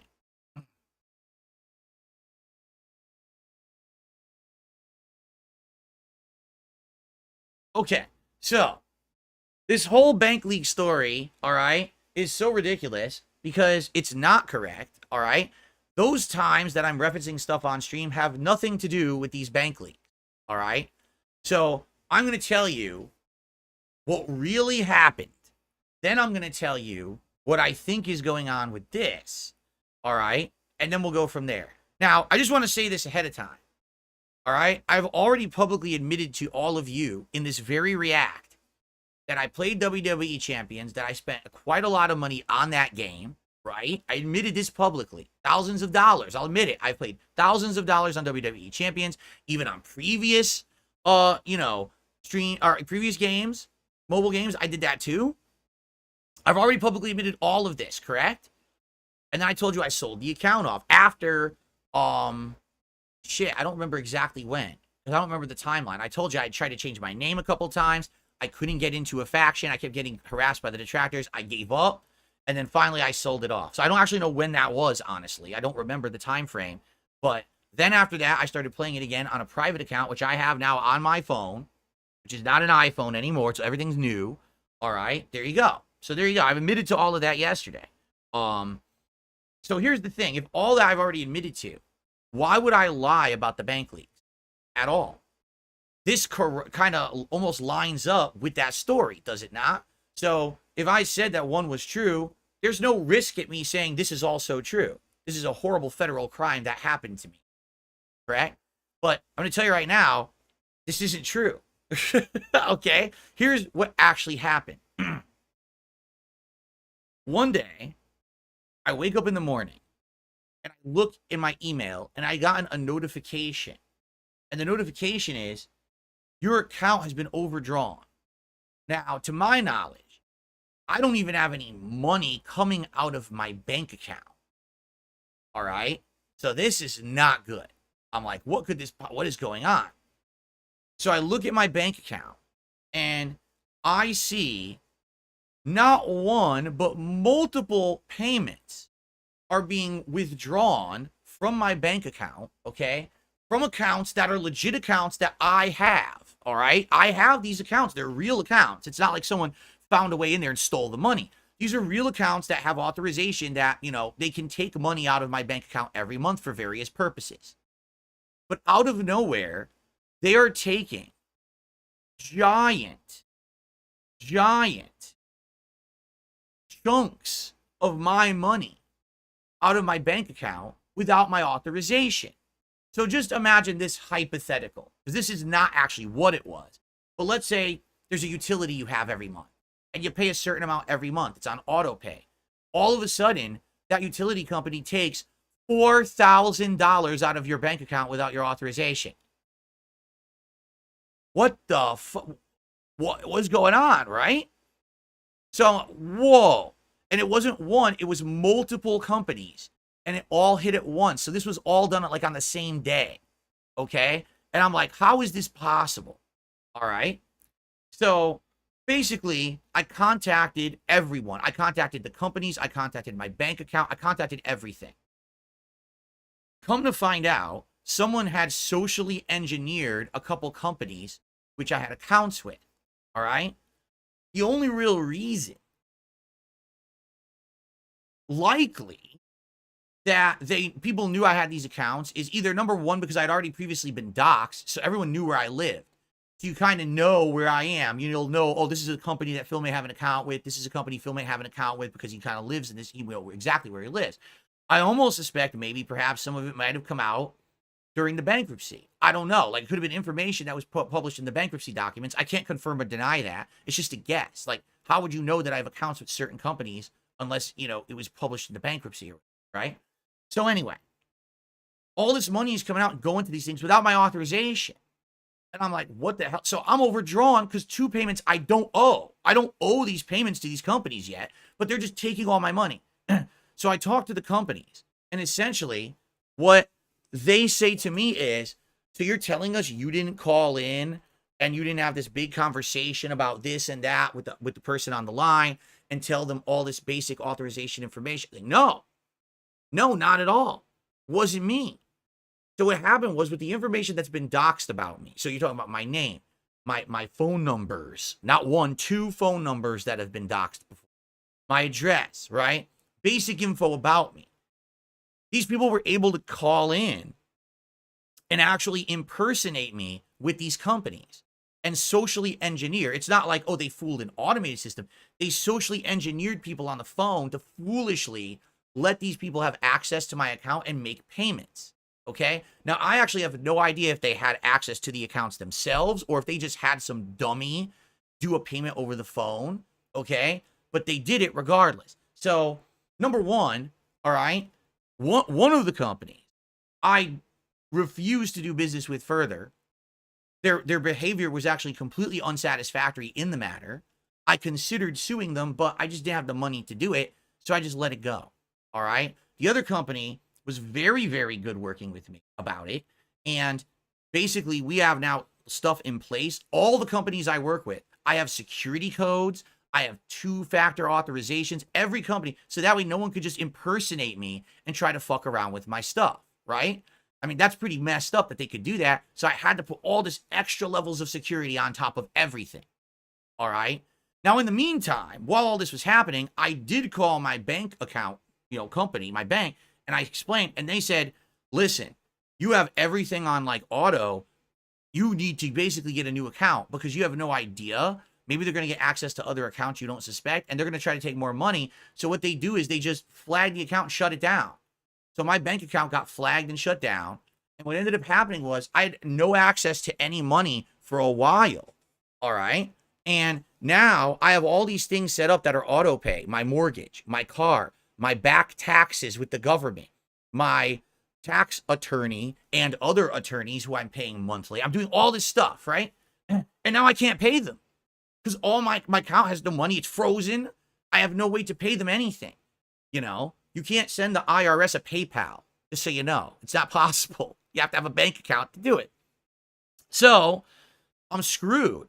And basically everything happens here. And I'm like, well, I'm going to have to just start from scratch. And I did. So I actually had to make a whole new bank account. I had to, basically work with these companies to get everything reestablished. And it screwed me over for a while. It actually screwed me over for several months where I was all messed up money-wise. And I talked about it publicly on my stream. So what Joon is doing, he's taking these clips that my detractors assume were referencing these bank leaks. And he's saying, there's your evidence. He's talking about it. No, it had nothing to do with these bank leaks at all. All right. So when people started talking to me about these bank leaks, I tried to look into them, but the only place that had information about them was Kiwi Farms. So at first I was very apprehensive about going over to Kiwi Farms to look at them, but eventually I did give it a gander.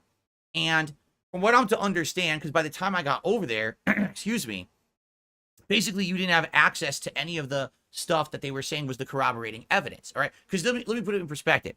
If this is real, all right, which I'm telling you it's not, you can judge for yourself what you think. If this is real, someone had to find a way to basically impersonate me, like I said, reverse engineer the account however they did it. They literally committed a federal crime every time they accessed the account because that's fraud. You're pretending you're me. You shouldn't have access to the data, right? And then they did it repeatedly over and over to keep getting transaction history. So if he said, what did TJ Gamebox say? They did it increments of 10. They did it like 500 times. So they committed 500 federal crimes. No exaggeration to get this data, okay? That's pretty crazy. Now, from what I'm to understand, this spreadsheet was made because I guess people were saying there was a call-in system. So they were calling into a bank. They were putting in some kind of a security code. And it was giving them access to the account. And then they would just sit there for hours on end listening to transactions, typing it into a spreadsheet. And that's how they came up with this data, okay? Fair enough if you believe that. But the bottom line is it's not verifiable, right? At all. There's no way to verify that this is real because they were supposedly doing a phone system and it doesn't work anymore. Like right now, you can't just call and get the data. By the way, if you did, it would be a federal crime. But if anyone wanted to, you can't just call and get the data. It doesn't exist anymore. It's gone. All right? So you're taking the word of someone who supposedly committed 500 federal crimes that this data is correct, and you're going to submit this on the internet as if it's believable evidence of anything. All right? I want you to think about how insane that is. I just believe it because we just believe that everything that's with Phil is bad. So obviously this is real, correct? Now, again, here's the thing. If it's real, why wouldn't I admit it? I've already admitted to you. I played WWE Champions. I spent a ton of money on it. There's no reason for me to deny it. That's the most damning thing in these bank leaks is all of this spending, right, on a mobile game.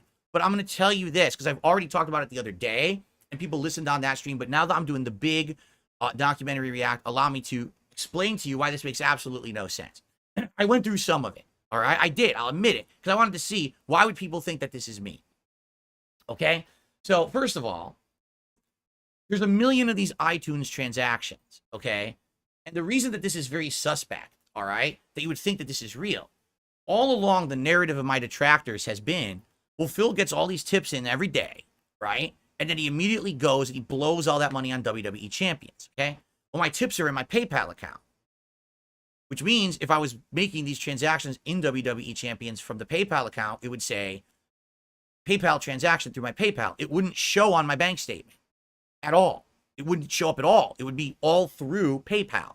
All right. So number one, that narrative is blown apart, because if you listen to what the detractors are saying, it couldn't even happen. All right. So you can say, well, forget all that. Maybe you did pay out of your bank account. Maybe you didn't have any money in your PayPal or whatever. All right. So now we're going to change the narrative, but that's okay. Let's let them change the narrative. Okay.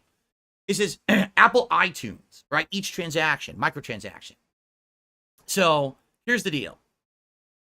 If these are WWE Champions transactions that say Apple iTunes on them, okay, I'm here to tell you as a player of WWE Champions, that doesn't jive. And here's why.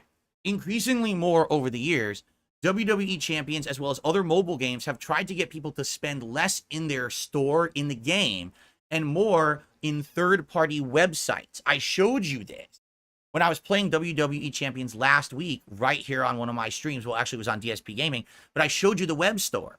And I said, you see in the web store that all of this looks like it's a better value? Because it is. They actually sell better packs and better value packs on the web store than they do in the game itself. Why?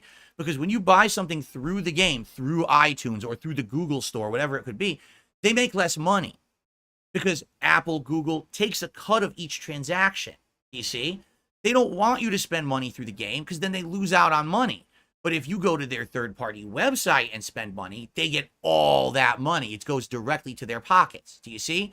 So it makes absolutely no sense that if someone was mass spending in a game like WWE Champions, that they would ever be mass spending through the store itself, and it would say Apple iTunes transaction. You would literally be shooting yourself in the foot every time because you're spending more and getting less. The better values are on their website. Why would you do this? Why would someone go and spend all this money through the store unless they're ignorant? But the argument is, I constantly play the game. I spend so much on it. I know everything about it. How could I be so ignorant as to mass spend all of this through the game like that and basically be pissing away all the extra value I would have been got if I bought it through the web store? All right. So number one, the PayPal thing is debunked. Number two, the whole idea that these are WWE Champions transactions is already debunked. Okay. You can analyze this even further. Like one day, it claims there's like 3 or 4 DoorDash transactions in one day. In my home, there's 2 people, myself and my wife. Why would we have ordered DoorDash like 4 times in one day? Do you think we eat 4 meals in a day? All right. Some of these things that they actually pulled out of this, the detractors that is, and analyzed, right? One of the things is they said, look at all the money he spent at the pet store. Okay. How does that even make sense? I have one cat. His name is Jasper. You guys have seen him. He's on the streams all the time. I have one kitty, right? So if that's the case, why would I have spent insane amounts of money at the pet store the way that they're claiming I did? What did I buy him? 10 cat trees, 42 cat beds, 700 toys? Like, what are you talking about?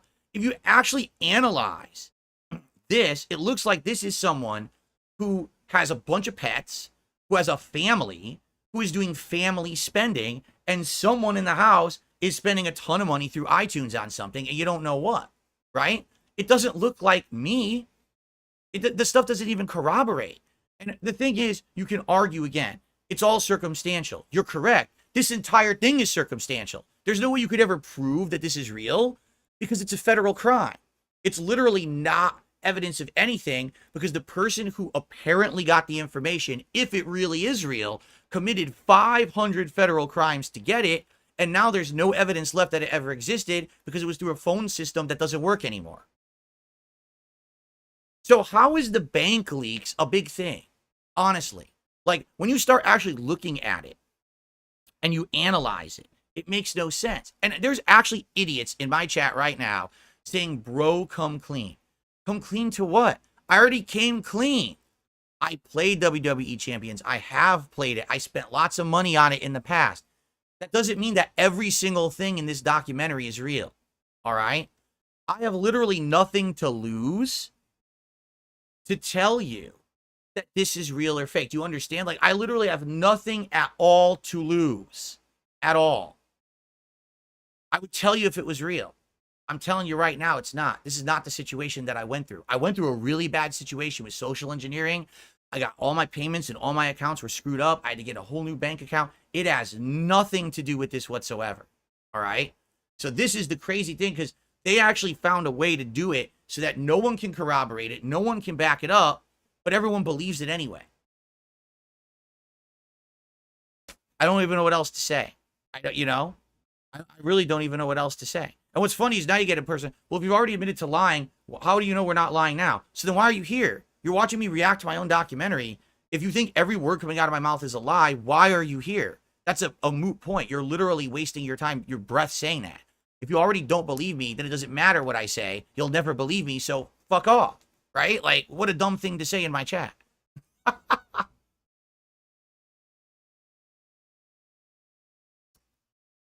And of course, when I when I logically attack these things, then they degrade to insults. People are insulting my wife now in chat and everything. You know what I'm saying? Like, that's ridiculous. Okay, so goodbye. And that's what I mean. When the arguments get blown apart, okay? When the arguments get blown apart, all of a sudden it's back to the drawing board. Let's go to insults. Let's move the goalpost, talk about a different subject. They can't handle it. Just like my other detractors, like Duty and all this, when they get exposed for being so fucking full of it, they can't handle it.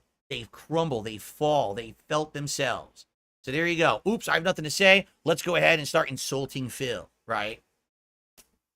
Okay, are we done with the bank leaks now? I hope we are. The non-existent, fabricated, complete nonsensical bank leaks that aren't real. I really had enough of that. You don't have to believe me. Honestly, I don't care if you do. Because if I've already told you the thing that's the most damning thing and admitted to it, I don't care if you believe me about that one at all. It's so stupid, it doesn't even make a difference, right? Okay. Hellrider here with a super chat. The blood ritual is complete. The end approaches. This is Hellrider comes in here and says, well, not even just in here, but in my other chats, he comes in and says these things that are like fantasy stuff. Thank you, Hellrider. I appreciate that very much. Unless you know that there's a blood ritual going on outside my house, please let me know. I'd like to go out there and stop that immediately. Please, I have enough stuff going on in my life. I don't need, like, blood sacrifices outside, demons coming out of the street. Okay? Okay. So, guys, now we're heading into essentially what is the home stretch. All right? I know there's a topic that's going to be tackled right now. VTuber destruction after that. Wants a good image, doesn't get it. The side scrollers, which I'll have a good amount to say, simply because so much happened today in regards to that. All right? Literally, so much happened in regards to that today. There's a lot to say. All right? But I will say this. Please, guys, if you're enjoying the stream, first of all, give it a like. We have 850 viewers and climbing, actually. It keeps going up. We have 241 likes. Let's get that to 300 likes, right? If you're here and you're enjoying the react, please get that to 300 likes tonight. I would really appreciate that, all right? In regards to super chats, we're decent. We got a lot of gifted members tonight. Thank you for that. Right now, the real goal is to hit that King's Tips goal and keep that King Streak going to 37. Let's keep the momentum going and crush it.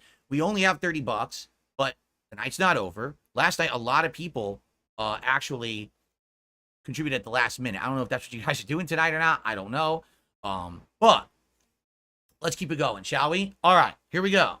I dare not say the name. Nah, he doesn't deserve attention. He's a piece of shit. Yeah.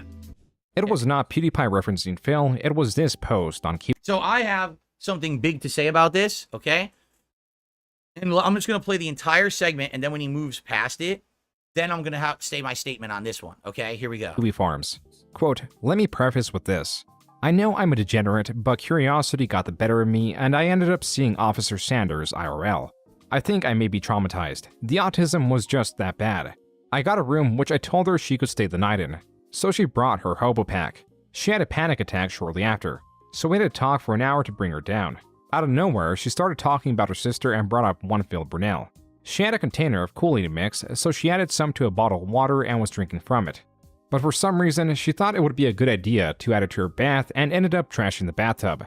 She splashed it on herself so it stained her skin. She did it to create content for OnlyFans, which should be up. Jesus. She then smoked some dank, we did stuff, and that was that.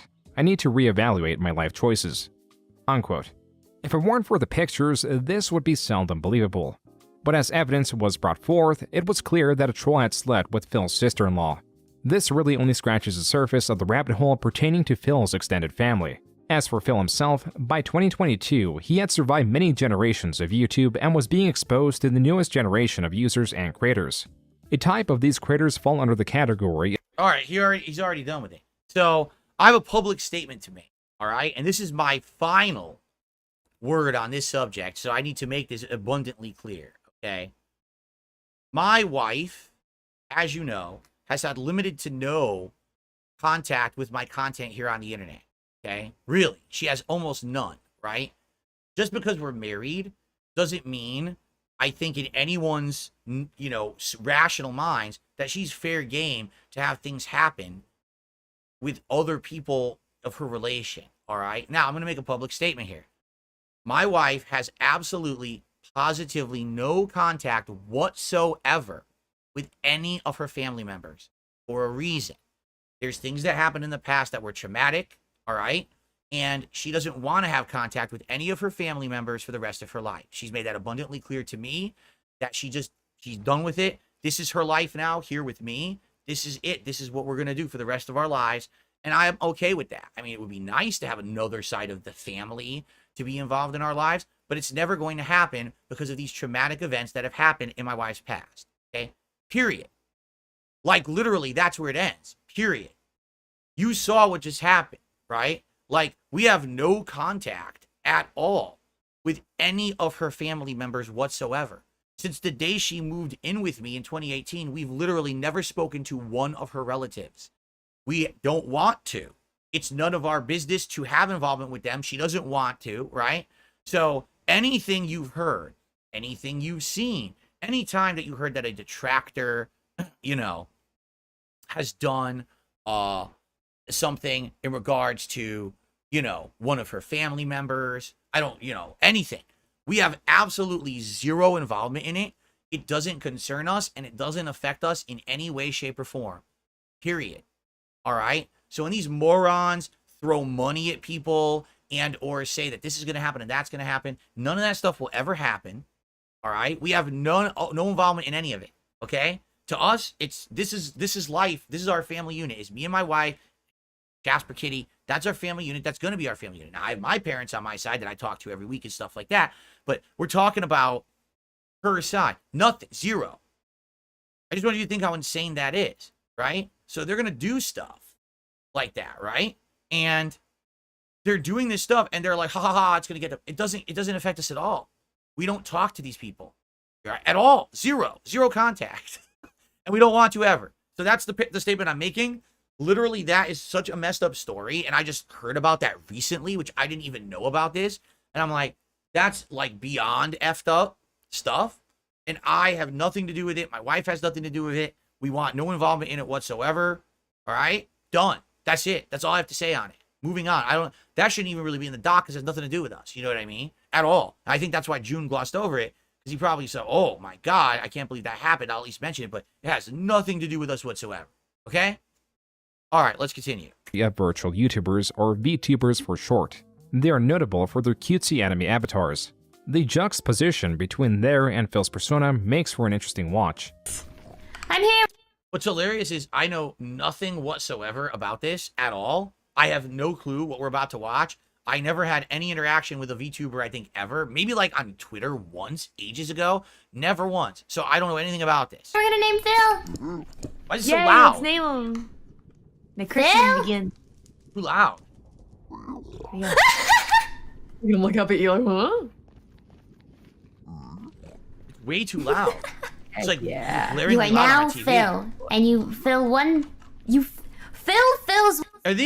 Are these their real voices, or do they use voice changing software? Because it sounds like over the top, like Japanese voice actors, which I get the feeling it's like voice changing software, right? This isn't like their real voices. One purpose. It sure does. They're all. Are you kidding me? People are saying they're 400-pound men in real life. Then some people say no, it's their real voice. Oh, okay. That's pretty funny. It sure does. I have some gold nuggets, but they're not like ingots or anything, so we can't really actually use them. This chance happening of VTuber Gura naming a random NPC Phil is phenomenal for many reasons. Why? Who cares if someone randomly names an NPC Phil because they don't like me or something? What are you talking about? Start, the NPC she named is a piglet. Phil's derisive nickname is Pig Roach. Both of them are known to snort.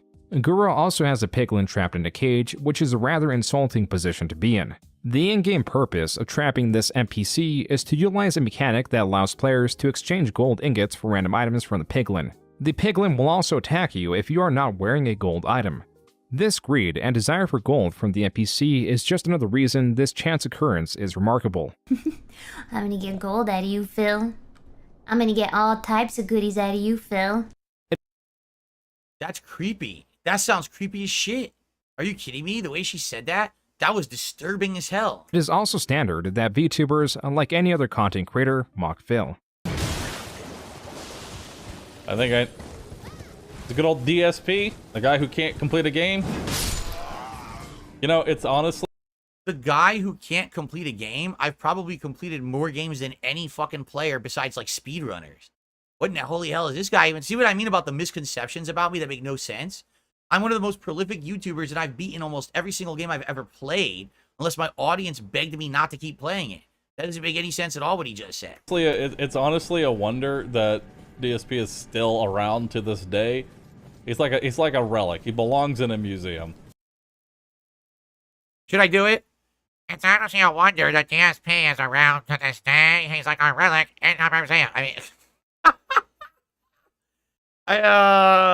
Thanks. That was a low-hanging fruit. I'm sorry. I had to do it. That was a real low-hanging fruit. And if he's going to insult me, I'm going to give it back to him. Nothing personal. I have no idea who this person is, but I'm just razzing you back because you razzed me. Okay? I hope he doesn't take it personally.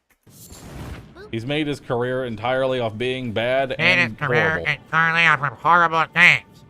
Meanwhile, here I come, talking like I have 2 carrots shoved up my nose as I talk on my stream, with an anime avatar in front of me because I don't want you to see how I really look. At this point, I literally can't tell if it's an act. Lord. And he's just really committed. Wow. I can't tell. How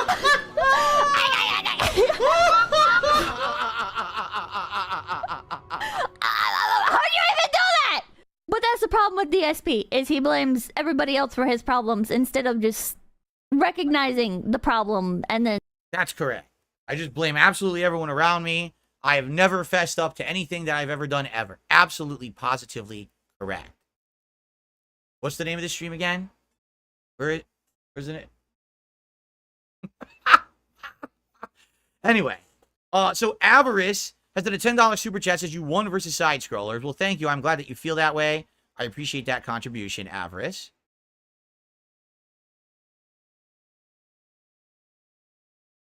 Shit. And I received a $1.50 tip from Kingston Tide. I'm loving the reaction to the documentary. I don't understand why the trolls have to mess, with your wife and stuff. She has nothing to do with this stuff. I never understood why they're so messed up. Keep up the good work. Thank you, Crimson Tide, for a $1.50 tip. So thank you guys for those 2 contributions there. And seeking a resolution for it. All right. The most viral category was by far a comparison video titled Cute Anime Girl versus Disgruntled Old Man. What are these? A bunch of little balls? That's a lot of balls. What are we doing with these balls? Gonna scoop them? Can we grab them? Yes, we can. Are we making like a... There's... Huh? Like a excavator? Are we just putting all the balls in here or something? Once again, I'm just supposed to magically know what we're doing, even though the game has absolutely no explanation for anything. I see. While the VTuber properly solves a puzzle with the items laid out, Phil bumbles through and solves it in the wrong and most difficult way. And it's fine, because that's how I do everything in life. That's literally how I do everything in life. You can lay everything out in front of me, and I'll still do it, but I'll do it in the most hard and difficult way, right? I could have had an easy ride through the YouTube living. No, I had to do it the most hard and difficult possible way, right? Like, that was expected of me that I would do it. But then the funny part is, if I come up against something that's incredibly difficult, somehow I'll just, like, do it right away. That also happens in video games. Like oh my god, it's like the hardest boss of the game. Phil beat it in 2 tries. Look at the end of Sekiro. My god, it's like the hardest boss FromSoft ever did. Phil beat it in, like, 10 minutes, right? You know, in life, I'll say this. variety is the spice of life, and variety is key. The more variety you have, the better life is. If everyone did everything the same way and acted the same way, life would be incredibly boring. I'm happy to be someone who breaks the mold, even if it's doing things in an incredibly stupid way. At least I do it in an entertaining way, right? So there you go. Effectively introducing himself to a new audience. Clip that one, you sons of bitches. Wow, that was a really ingeniously thought out puzzle, wasn't it? This, without doubt, funneled more people into the rabbit hole that is DSP. And there will be many more to come, because Phil announced that he abandoned the 10-year plan of trying to get a regular job to one where he's trying to diversify himself online. But with the 10-year plan, is that it? That's the end of the VTuber thing? Wow, that was really short and pointless, honestly. He didn't even show the real clip. The real clip, wasn't it the one where I was complaining about lightning in Tears of the Kingdom? And then I didn't understand the lightning mechanic. I got all pissed, and then everyone made fun of me. That's not the one he chose. I'm shocked he didn't choose that one. He chose like this weird VTuber arc instead. That's actually incredibly confusing that he did that. All right, guys, before it looks like he's heading to another arc, and there's 2 things left, right? I have to pee again, and I'm sorry because first 2 times I reacted, I didn't have to. Tonight I gotta pee again. So you bear with me. I'll only be gone for like a minute. I'll run, wash my hands fast. I'll be right back, and then we will continue. I'll be right back.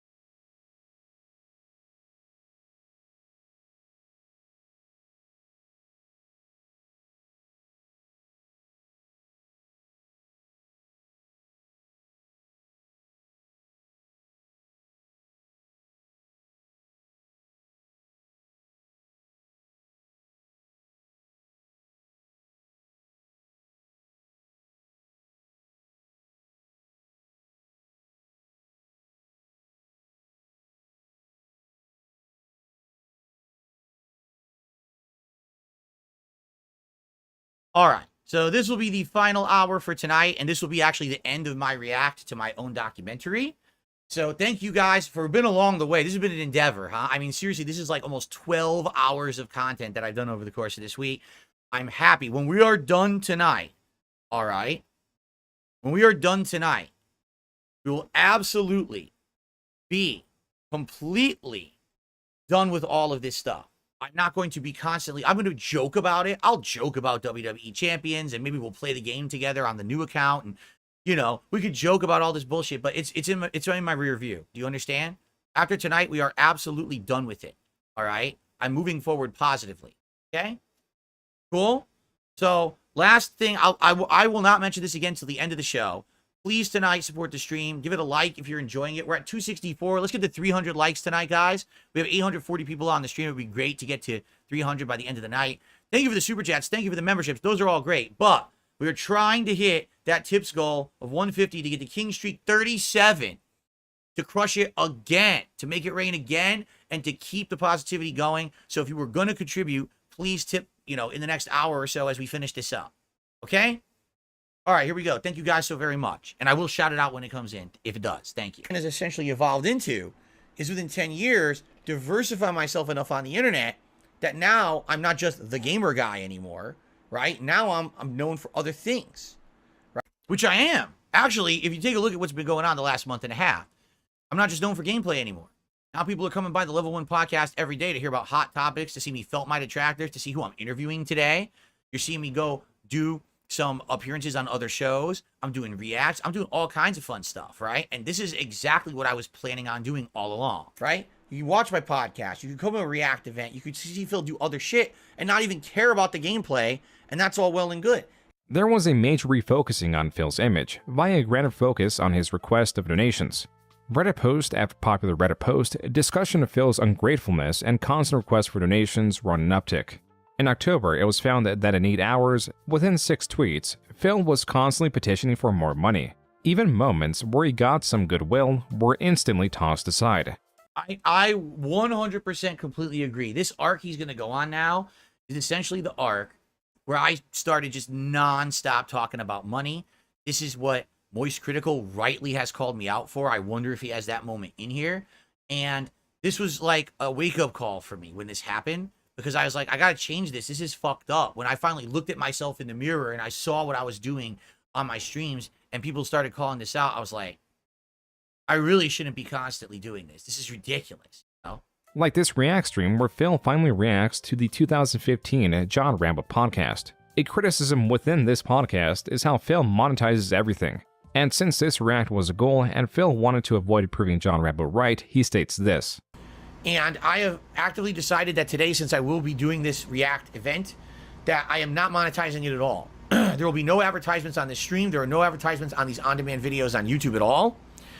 This multi-hour long stream was not monetized. But the next day, Phil pops on and says this.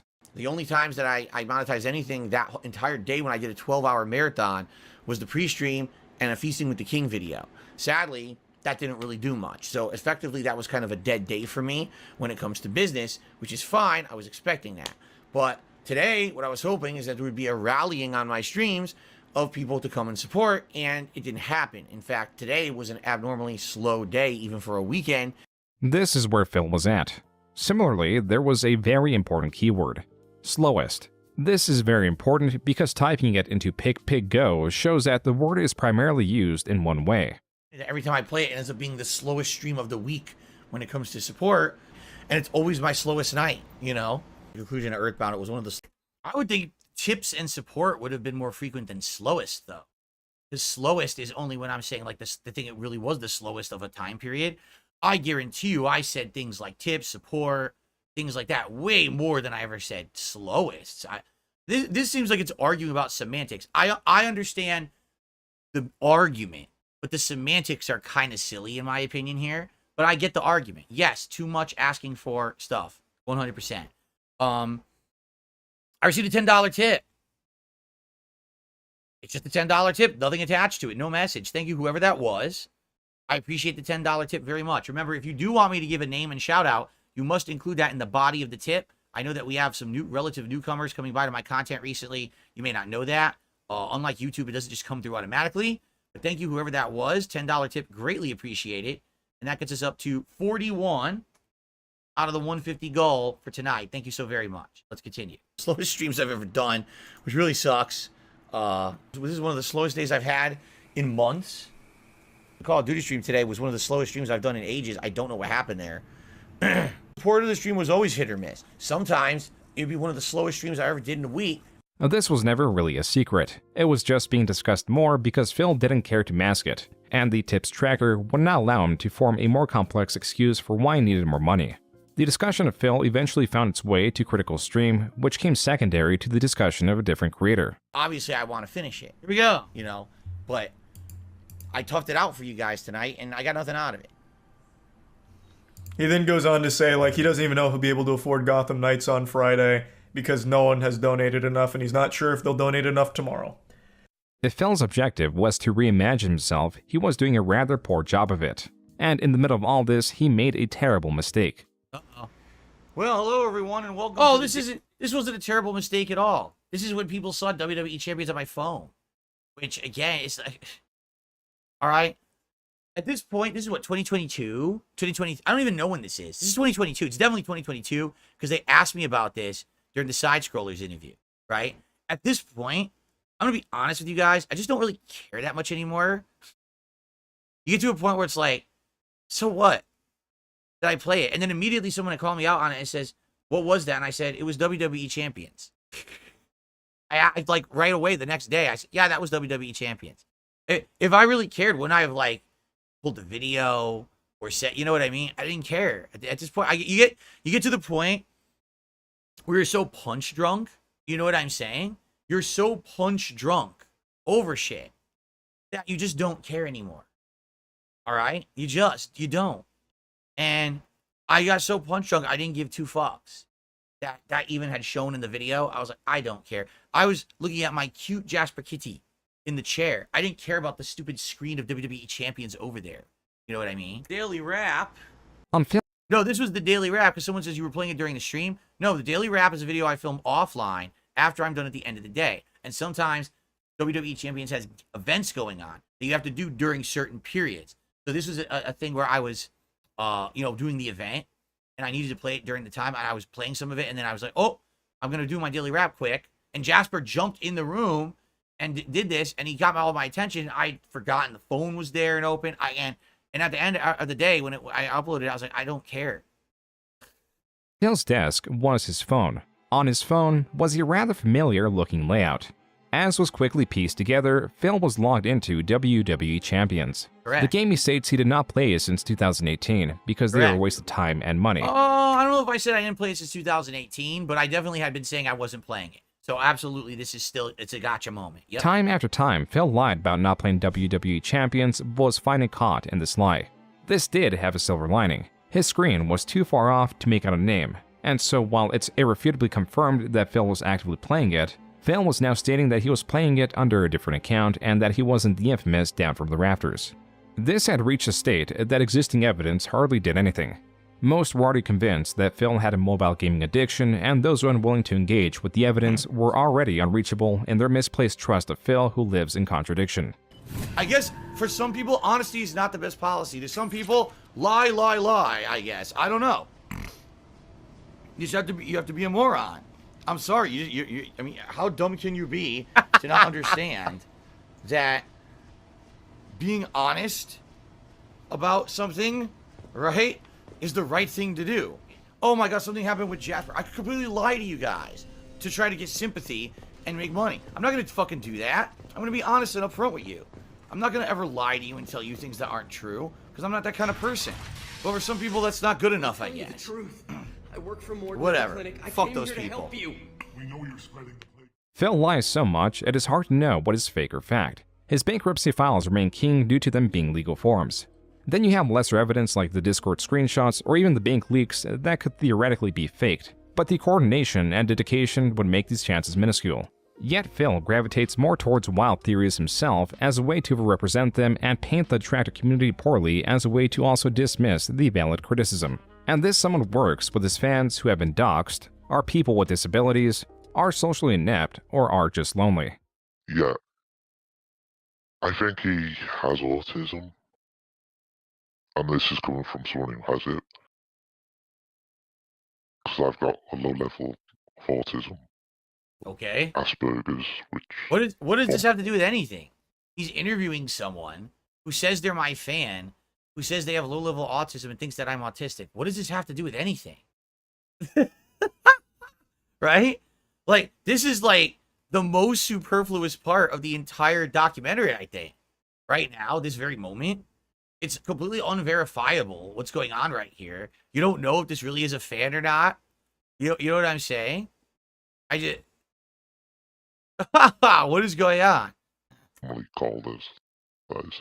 And I think I told him because I've been following him for so long. I don't want to say he felt like a friend, but I felt like some kind of weird, like this is someone I've known. I don't really know, but this is someone I've known. The only person I really followed on YouTube for so long, and I felt some kind of attachment, like a buddy in a sense. And I thought, oh, my buddy's in trouble. I should help him out, you know. These people exist within every creator's community, but with Phil, that's virtually his entire fanbase.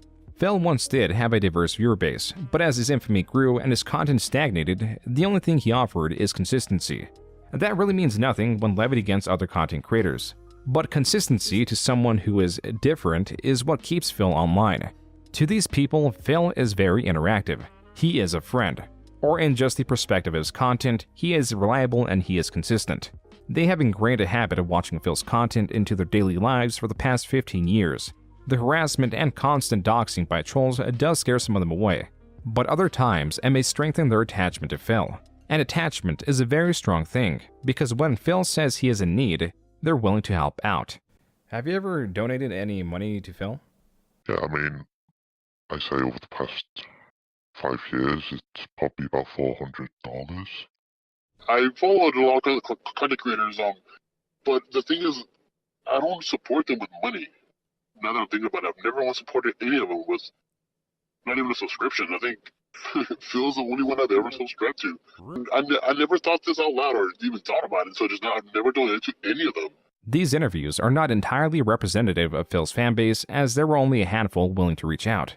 Others were in fear of exposing themselves.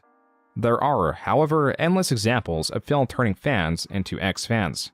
In the best case scenario, you get people like gamer Jay Lee, who was only a fan and mod of Phil for a period in the early 2010s. These people may comment or joke about Phil, but rarely take it beyond that. Because I didn't want to basically cause drama, I silently just removed myself as a mod and left. And every once in a while, I'll take jabs at him whenever he does something wrong. Now, am I going to do the fucked up stuff that some detractor channels do? No. Despite Gamer Jay Lee being fairly unengaged, Phil will try to make Gamer Jay Lee seem uncredible. About me on social media all the time, riffing on me, making fun of me, insulting me and my family, and he's regular in detractor circles and all that, and I'm like, so what happened? Does my channel look like a detractor channel to you? I'm talking about Gears of War and Halo. Optimally, this is as far as it would go. No, again, I don't know who that is. Isn't that what the whole discussion was years ago? Like, people were bringing this guy up, and they were like, hey, Phil, were you aware that there's this guy who, I guess he was a former mod of yours, and now he's the detractor, and he's saying stuff? I'm like, no, I don't know who that is. And then people kept bringing it up. I was like, no, really, I don't know who that is. I don't remember. I'm not saying that he wasn't a moderator for me. I'm not saying I don't, you know what I'm saying? I don't know who that is. Right? I don't even know. Again, so now you're like, well, he's discrediting him. No, I don't know who he is. I really don't know. So how can I discredit someone I don't know? Right? I just don't recall him. Maybe we did have some big high-level interaction at one point. Maybe we didn't. I don't think I recalled him at all. Right? Does anyone remember him being like a big part of my content or a moderator for me for an extended period of time? Does anyone know? Maybe he was, and I'm just maybe this is a situation where I misremember everything, and he's got me on it. I just Spike Witness says, who? Gamer Jay Lee. Does anyone know who Gamer Jay Lee was? The discussion here is that he was a moderator of mine for a time, and then apparently something happened, and he decided that he didn't like me anymore, so he left as being a moderator. I guess that's the discussion here. I guess. You know? I don't know.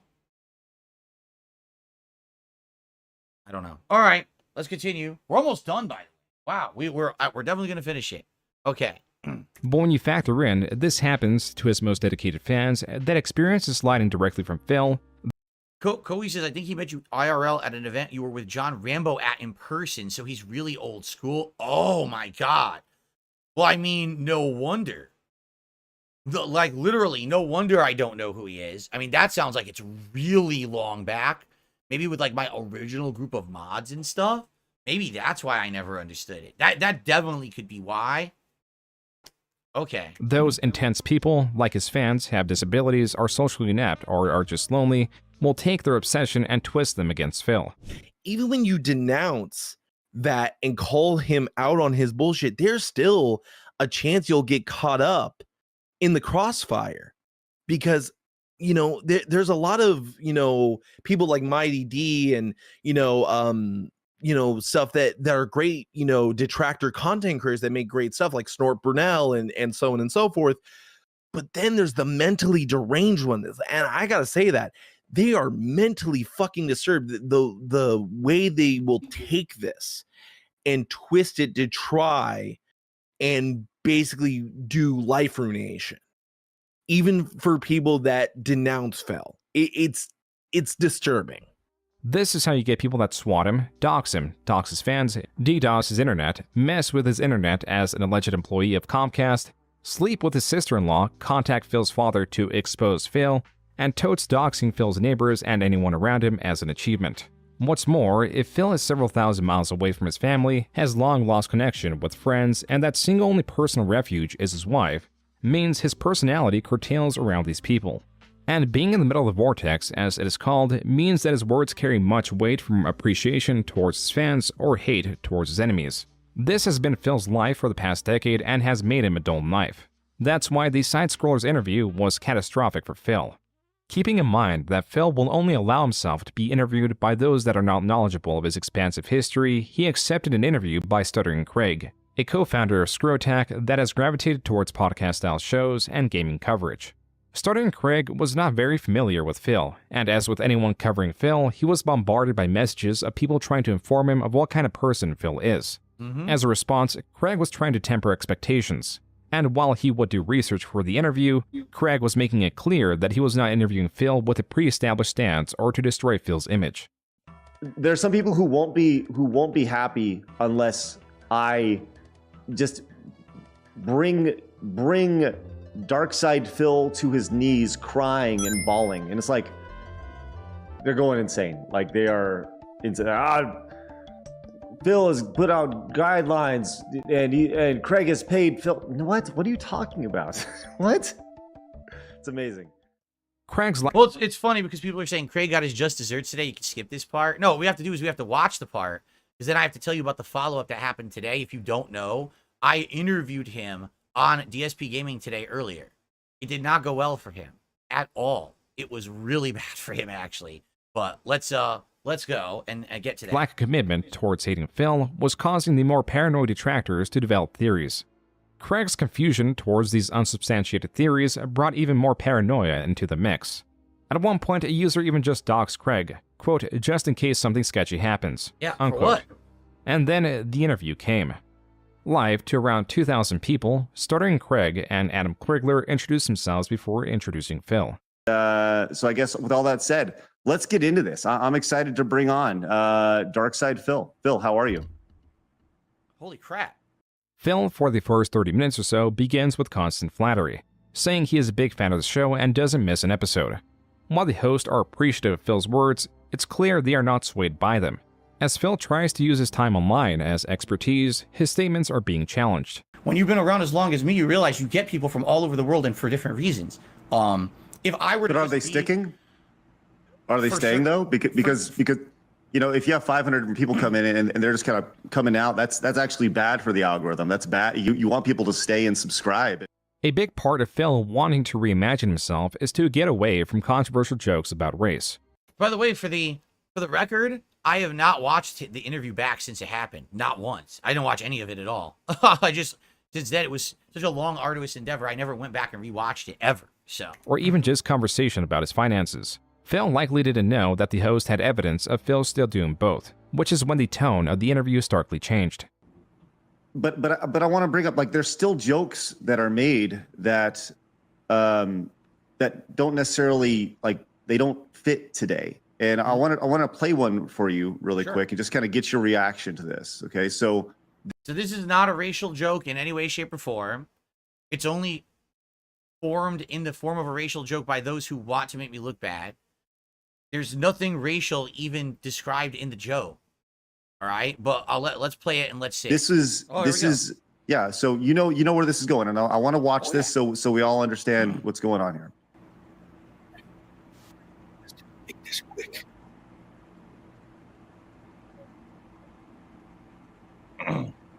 All right, boys, prepare the slave trade. We're selling her right off for profit. Put the kid in the vehicle. Stay with her.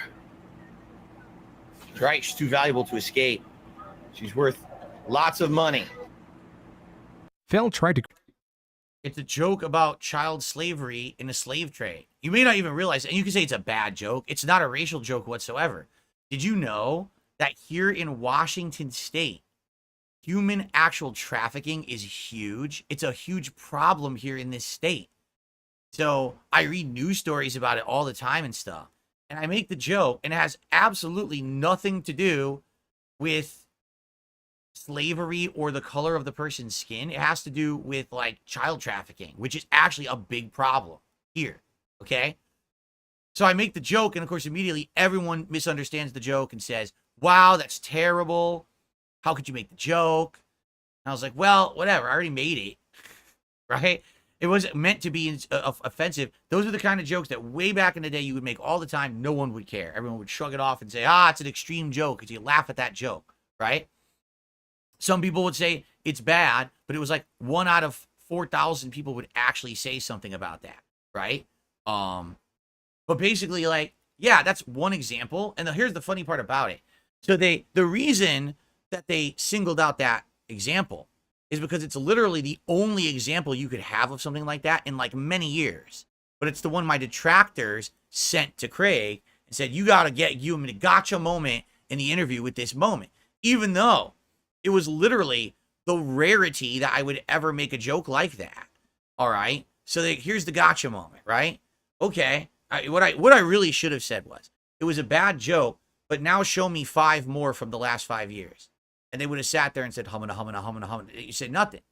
It was one bad joke I made, and I moved on from it. I didn't dwell on it. I didn't double down on it. I just moved on from it. No one cares about it, right? But my detractors are the ones who blow it up, make videos about it, do all that shit. No one cares about that joke.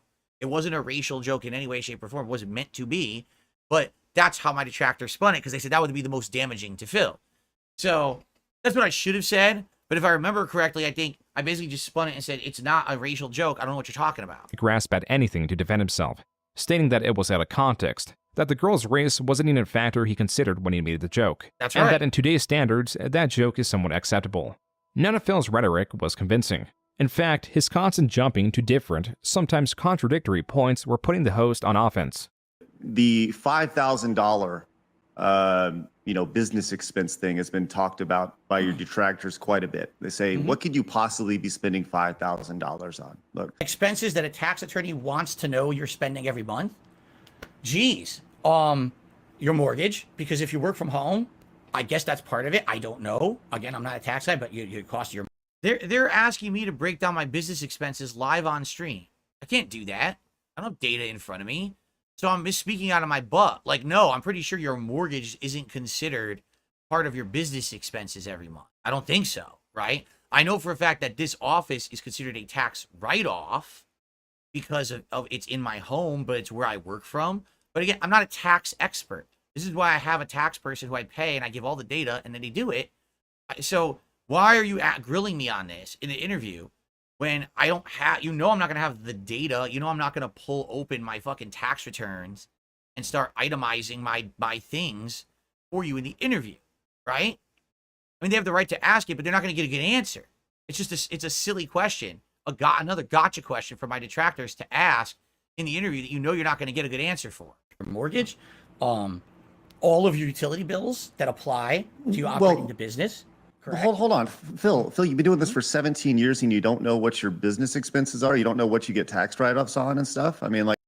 No, I put all that information of all my expenditures into documents, spreadsheets, stuff. I send it off, and then my taxes get done by a tax professional who I pay thousands of dollars a year to do it, and they do it right. As confirmed, when in my bankruptcy hearing, we sat down and went through all of it. We went through my statements, we went through tax returns, we went through everything, line by line. And they said, yeah, this is all good. I explained everything of what it was, and they were fine with it. No one has issue with any of this at all, except my detractors and these fucking people on the internet who want to be nosy as shit into my stuff. Literally, no one who should have the real information and has it has an issue with it. So think about that. If no one has a fucking issue with it, there's probably no issue with it. And you should stop trying to ask me to give out my personal business information. I'm not going to do that. I'm never going to do that, ever, in any situation. Like, specifically? No, I don't. Phil was pleading ignorance. He pretended to act confused in what his business expenses are, when Phil clearly stated in the bankruptcy 341 meeting exactly what his business expenses are. Yeah, and basically anything related to my internet content creation, you know, including, like I said, cost of video games, cost of subscription-based services. Right, I'm bringing you down some of the stuff that's included, but I only broke down some of it there, right? Like, I'm bringing down off the top of my head what I know is in there. By the way, I said some of that in the interview, did I not? Did I not say that? Maybe I didn't, and it was just me on the spot blowing it. But right. I don't see the point here whatsoever. Microtransactions within video games, cost of internet. Phil successfully convinced the host that he was unaware of what was categorized as business expense, and so the conversation moved on. Do you currently still play WWE Champions? Yes. With Phil's admittance that he still plays WWE Champions, but not as the Down the Raptors account everyone claims he is, the conversation then moved to the bank leaks, which is something Phil had always skirted. According to these leaks, there have been dozens, hundreds of transactions to the Apple Store. Some many over hundreds of dollars that had been there. Were those your transactions? No. Phil finally had a statement on the bank leaks. Here, he pivoted from stating that the bank leaks were not accurate, that they were related to the identity theft, then to that the bank leaks were not him at all and were entirely manufactured. None of Phil's statements throughout this entire interview were very convincing. But Craig quickly thought of a way to try to prove some of this. Find this, but just confidentially between us, will you send me a screenshot of your account? So here it is. This is all in black and white because this is exactly what we talked about in the interview earlier today. All right, so here it is, all in black and white, happening for you live. That what actually happened, because wait till you hear what happened after the fact. Okay. Of your WWE account, and just so I personally, I will not share your name to anybody, but just between us. Man, I had to think about and vouch for you. You could see it's going through my head. Like, well, how can I do this? How can I convincingly show him the situation? Because now you guys know the situation. I told you yesterday. I do not have ownership of the Down from the Rafters account anymore, right? All I have is my new stuff, my new account that I've had for a bit. And if I sent him that, he can easily say, well, this is no evidence of anything. This is just, you know, you made a new account and this is what you're sending me to show me that you have a second. This could be a second account, right? Especially because keep in mind, at this time, I don't have the iPhone anymore. I have a different phone and everything. So because of that, I'm going to show him screenshots and shit that's not even tied to how people thought I was playing it on iPhone and everything. Like, I didn't really have anything I could show him on the spot that would prove anything. I'm thinking in my head, you heard what I just said? I can't do it right now. Maybe, but I can't do it right now, right? Because I'm thinking in my head, all right, maybe what I can do is show him the new account. I could show him how that ties to certain things at this freaking store. And then I could, you know, do this and this. You know what I'm saying? Like, I'm trying to put it together, the narrative in my head of how to do this right. Because I want to send him everything that makes sense and is convincing. I don't want to send him just a screenshot off. Okay, well, this is a different account, but this doesn't mean anything, right? I need to show him what I can show him, right? So, and by the way, here you go. You could take a screenshot and black out parts. You can't do that on the fly, genius. That's not how it works. You don't take a screenshot on your phone and say, oh, I just want to black this out, this out, this out. I'm a master of doing this on the fly and sent it off. No, you can't do it like that. All right. Now let's see if this fairly shows what happened or if it just ends. I'm curious because now we got to get to what happened today with Craig, which is pretty insane what happened today with Craig. But here we go. Yeah, and I will vouch for you either way. I have to think about what kind of risk that. I don't want to say, here's the thing. I'll consider it, but I can't agree to it yet. I have to see exactly what's the risk. Right, what's the risk? Can I give you enough of this information that will convince you but doesn't put me in harm, right? I'm not just going to send him a screenshot that means nothing. I need to figure this out to do it right. Before Phil could fully commit to sending a screenshot of his WWE Champions account, his internet cut out. Let's circle back. I was DDoS. Phil. Phil, you still? I was DDoS attacked. There, you look like you're frozen. Did we lose him? I hope not. With Phil gone, even for just about 5 minutes, the offer to send the screenshots was off the table as he could have created or manufactured a fake account. What? So wait a minute. I got DDoS attacked during the interview by the guy who worked at Comcast, and because that happened, which you could see I had nothing to do with it, I was just sitting there and it froze. Now the offer is off the table. That's actually not true. Joon got that wrong. He admitted today the offer was still on the table. That's false. Completely and utterly false. The offer was still on the table by that man by the end of the interview, and he confirmed it today in my interview with him. So that is false information. Joon got that wrong. Okay? Another consequence of Phil's short disappearance was that the host had Keemstar join in the place of Phil. Keemstar was particularly relevant, not so much for the drama that was going on between him and Phil, but because Keemstar was trying to launch a new podcast known as the Lolcow Podcast, and was previously trying to get Phil on board with a $50,000 deal that as long as Phil joined, the same deal would be extended to the other two potential co-hosts. So the conversation was not so much about Phil and Keemstar, though there was plenty of that, it was about the money. It was that though Phil constantly petitions for donations, he would not accept a deal that provides what would normally be life-changing money. The algorithm sent his live stream in my feed, so I tune into it. And I'm telling you, the minute I tuned in, I saw Phil begging for money to pay rent and utilities, and I just lost it in his chat. I'm like, I cannot believe that you're doing this right now. 2 weeks. So you literally came into my chat, you trolled me, and then you appropriately got banned, right? Now, I've already hashed it out with Keem. All right, we're good at this point. We have no malice against each other or anything, all right? So it's all good. But at this point, he was trying to get my goat. You know, we already talked about this in the interview that we did last week, so we don't really need to go. If you want to see that interview, it's live on my DSP gaming channel. You can check it out, all right? Weeks ago, I was trying to get a hold of you, offering you the greatest opportunity you've ever been offered in your entire career. The Lolcow Podcast was eventually made without Phil's attendance, and without the $50,000 offer to the other two co-hosts, which also turned them against Phil. There is some speculation that Phil refused the $50,000 because if he openly received such a large sum, he would not be able to pretend to be in such a rough spot financially. What? However, that is not entirely the case, as the dedication of his fans is underestimated. So if it came out true that Phil was, I guess, addicted to that one app, because I don't know if it is, right? I'm trying to find, what's going on, and I can't find anyone saying anything solid, pretty much. There's no solid evidence that proves anything, 100%.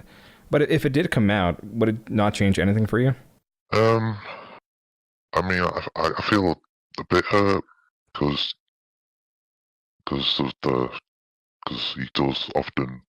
All right, so basically we're done with that Sidescrollers thing. All right, so we got to go back because I want to. This we absolutely have to talk about. All right, so the fallout from this was that at the end of this interview, which Joon apparently he missed or forgot, the offer was still on the table. That if I wanted to send Craig the information, I could, because I told him I still would like to maybe do that to prove the whole situation of what was going on. So now you know the situation. I told you yesterday in part 3 of this react. Yes, I was still playing the game, but I didn't have the ownership of the account anymore, so I couldn't show the account or anything. You know what I'm saying? But I wanted to basically show the new account, show how it ties to stuff that relates to me. This is my account now, right? And see if there was a way that I could show the old account. You know what I'm saying? I had to figure all this out. But anyway, that was the offer, was that you could still do it. You could still send it to me. And we literally ended the interview saying, this is a possibility. I could do it I could do it right away. I could do it tonight. Okay. And then the interview ended, and I went on my stream and I said, it was rough, but I think it went fine. I have no issue with the way they conducted the interview or anything like that.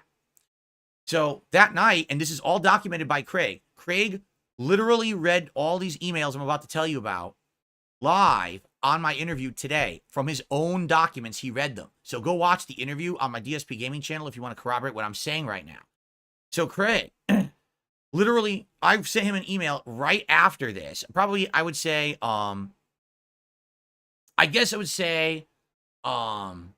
geez, let me think about this.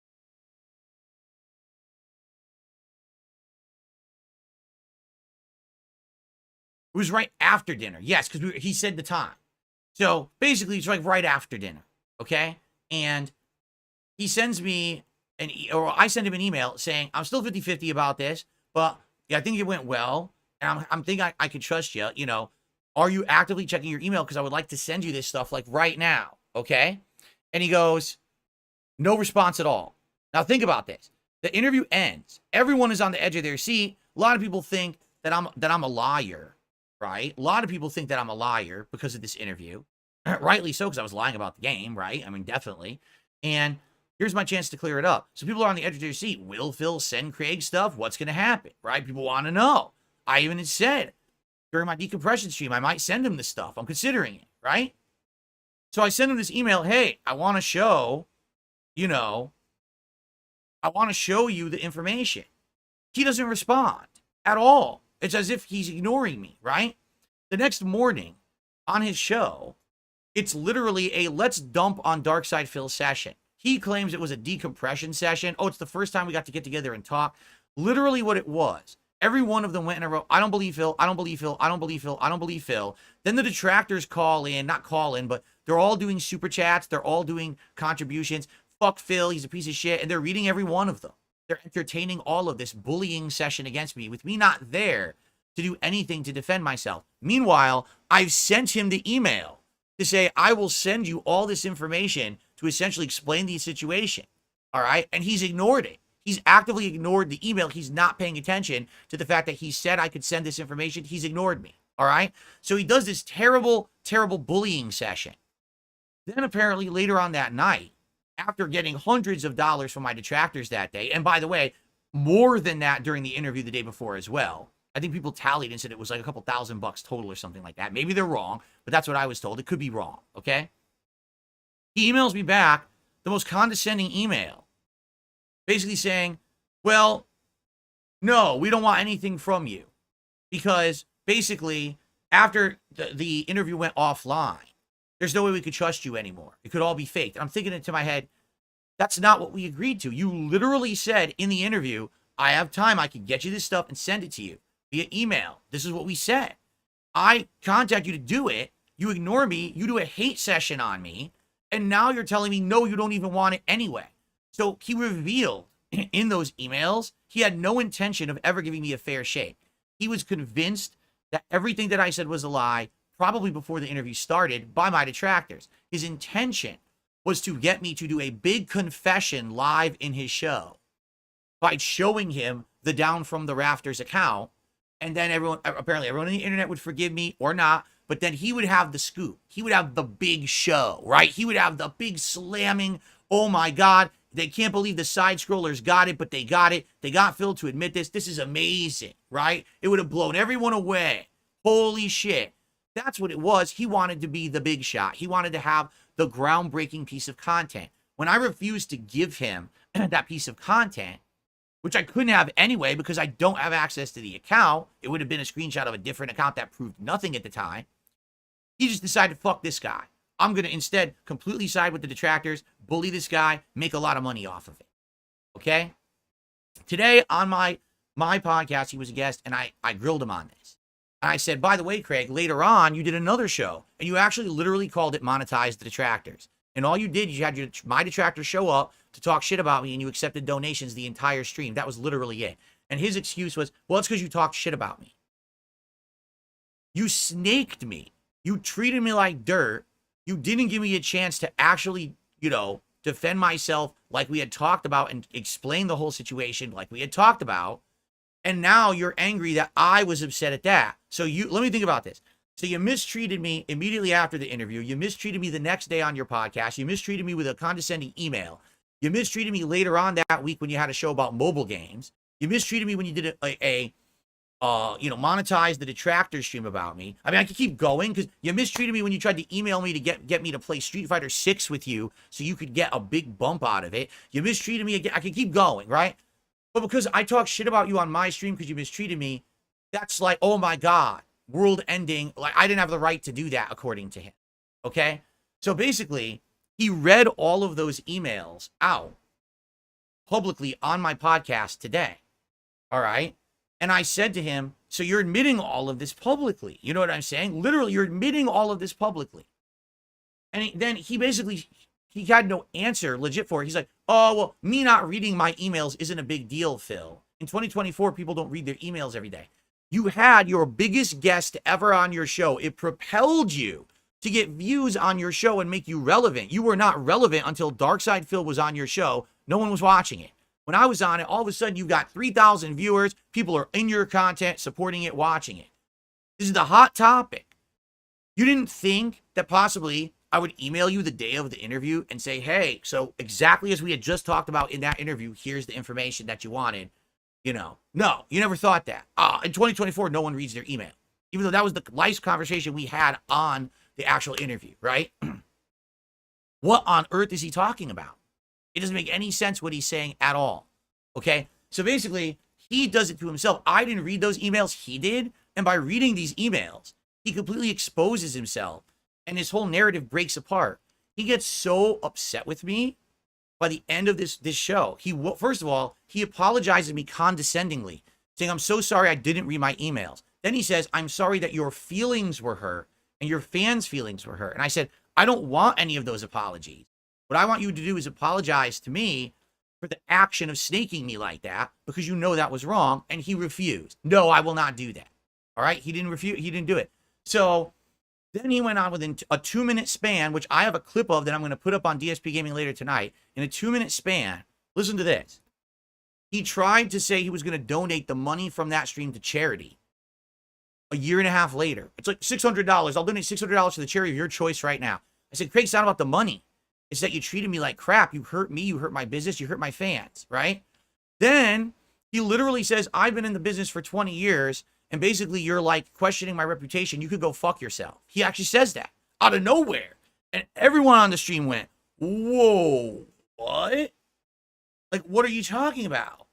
What? The mask literally came off. Up to that point, yeah, we had been going back and forth with our points, but there was absolutely no obscenities, nothing. We were being very, cordial talk. He just tells me to go fuck myself out of nowhere. Then get this. He keeps talking, and he says he's going to send me a super chat. I'm not kidding. You couldn't make it up. He's going to donate the money. He tells me to go fuck myself for basically exposing him in this interview for being disingenuous to me. And then he says he's going to super chat me right there on the stream. So at the end of the show, I basically gaslit him to make him think that I wanted to be on his show. And he said, oh, yeah, I'll have you on the show. And I said, well, I'm not interested. Fuck you. And I closed the stream. And that was the end of it. That was the end of the interview. So, me being mistreated for as long as I have been by this man, over a year I've been mistreated by this guy, okay? That's all well and good. It's fine. Him coming on my show, getting exposed by himself. I didn't even expose him. He exposed himself by reading those emails and proving that he was a snake with his behavior, that the whole thing was a setup to begin with, okay? Then I basically say, you just exposed yourself. He's so fucking crazy. I'm going to donate. I'm going to fuck you. Go fuck yourself. Wait, let me send you a super chat. Blah, blah, blah, blah, blah. He falls apart. It's pretty insane, all right, how he behaved. I couldn't believe it. So that's what happened today. And you can see all of that over on DSP Gaming. And I actually have 3 clips set up that I'm going to upload overnight so that they'll publish overnight. You can see them on DSP Gaming to see the highlights of that interview. All right. But as of now, I want nothing else to do with that man ever again. He literally self-exposed himself in my content. He proved without a shadow of a doubt that this was never to be my redemption. It was to be me to confess to something that he hoped that I was guilty of so he could be the one to get the scoop. He could be the one to have the big piece of content. And when I didn't give it to him, he didn't give a crap about what the truth was. He ignored me so he could do a hate-filled stream the next day and then more content down the line that fueled him to get more money from my detractors. There you go. The whole thing was fucked up. And I needed to get this off my chest because this is the last time I'm talking about this stuff tonight. So I feel like this is the place to do it. I mean, we literally just went through this and it's like, let's do it now. And now it's done and I got it off my chest and I just don't really care anymore about it at all. So it's done. I'm never going to talk to that man again. Like literally, I don't care. I'm not going to talk to him again. There's no point. It's a waste of my time. He's a snake. He's dishonest. He's not apologetic for being immoral and doing fucked up things. He wants to donate. He wants to send super chats. He tells me to go fuck myself within 2 minutes. He's out of his mind. He can do whatever he wants. I wish him the best. I hope he has a great life with his new show because this show really now has nothing to do with what it was back then when I did the interview with him. All right? It's over with. This is, again, the closing of this chapter of my life and me moving on positively. Fair enough? Okay, let's finish this. Offer to the other 2 co-hosts, which also turned them against Phil. There is some speculation that Phil refused the $50,000 because if he openly received such a large sum, he would not be able to pretend to be in such a rough spot financially. However, that is not entirely the case, as the dedication of his fans is underestimated. So if it came out true that Phil was, like, I guess, addicted to that one app, because I don't know if it is, right? I'm trying to find, like, what's going on, and I can't find anyone saying anything solid, pretty much. There's no solid evidence that proves anything like 100%. But if it did come out, would it not change anything for you? I mean, I feel a bit hurt because he does often say, I'm low on money this month and all that. So, but you'd still like probably like watch him, or just you'd be disappointed, is what I'm understanding. Yeah. And that's where Phil currently is. He is in a place of changing hate and admiration that to certain degrees are both undeserved. He rants for hours on end to deaf ears and exists to be mocked. He has what would be anyone else's dream job, but in his case, it's a nightmare. His donations are only decreasing as fans are rarely gained, and enemies are constantly swelling in ranks. Phil is touted for his survivability online when compared to other creators. But the truth is, he has made so many enemies of content creators, his channel was bound to statistically outlive some of them. He has made possibly over $1 million, yet has nothing to show for it, and is now uploading multi-hour-long videos daily for pennies. He has practically nothing For pennies? I don't work for pennies. I don't even know where you got that from. to show for anything. There is only hate, contempt, and displeasure.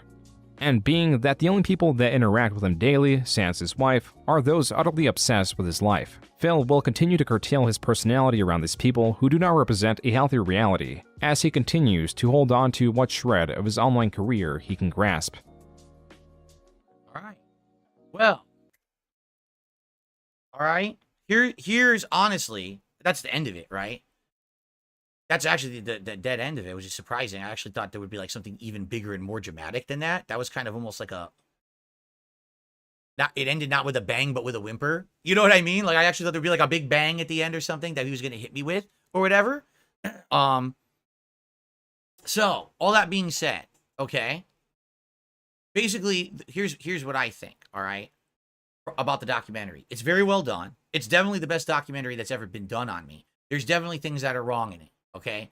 I'm not someone who's going to go to Joon and be like, I demand that you change content in here, but this and that. You know, a lot of the stuff that I know is wrong, all right, is basically stuff that I can't prove, correct? Some things I can. Like, for example, he says, oh, well, him showing anything to Craig after that DDoS attack or him going offline is not good anymore. That's not true. Craig outright admitted today, he said that I could send him stuff after the fact. So that's factually wrong. That's something that could be corrected. But I'm not going to sit here with a laundry list of things for Joon to correct, all right? What I will say is that this has been one hell of a ride down memory lane for me, all right? All the way up to things semi-recent.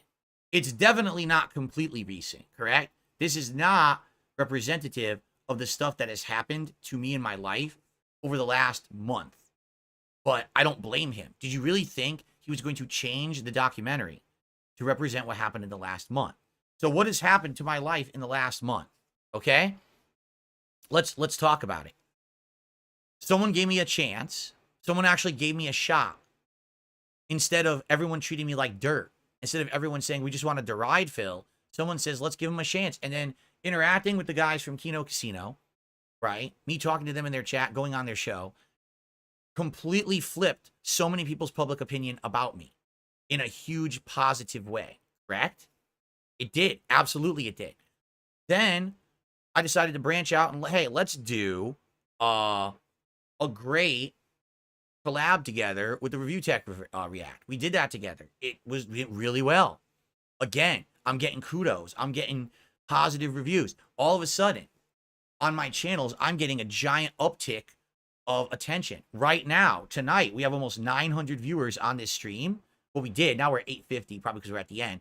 All week, we had over 1,000 for this React. Earlier today, the interview with Stuttering Craig had, I think people were saying 1,800 viewers. I saw 1,300. Someone said 1,800. But I think it had 1,300.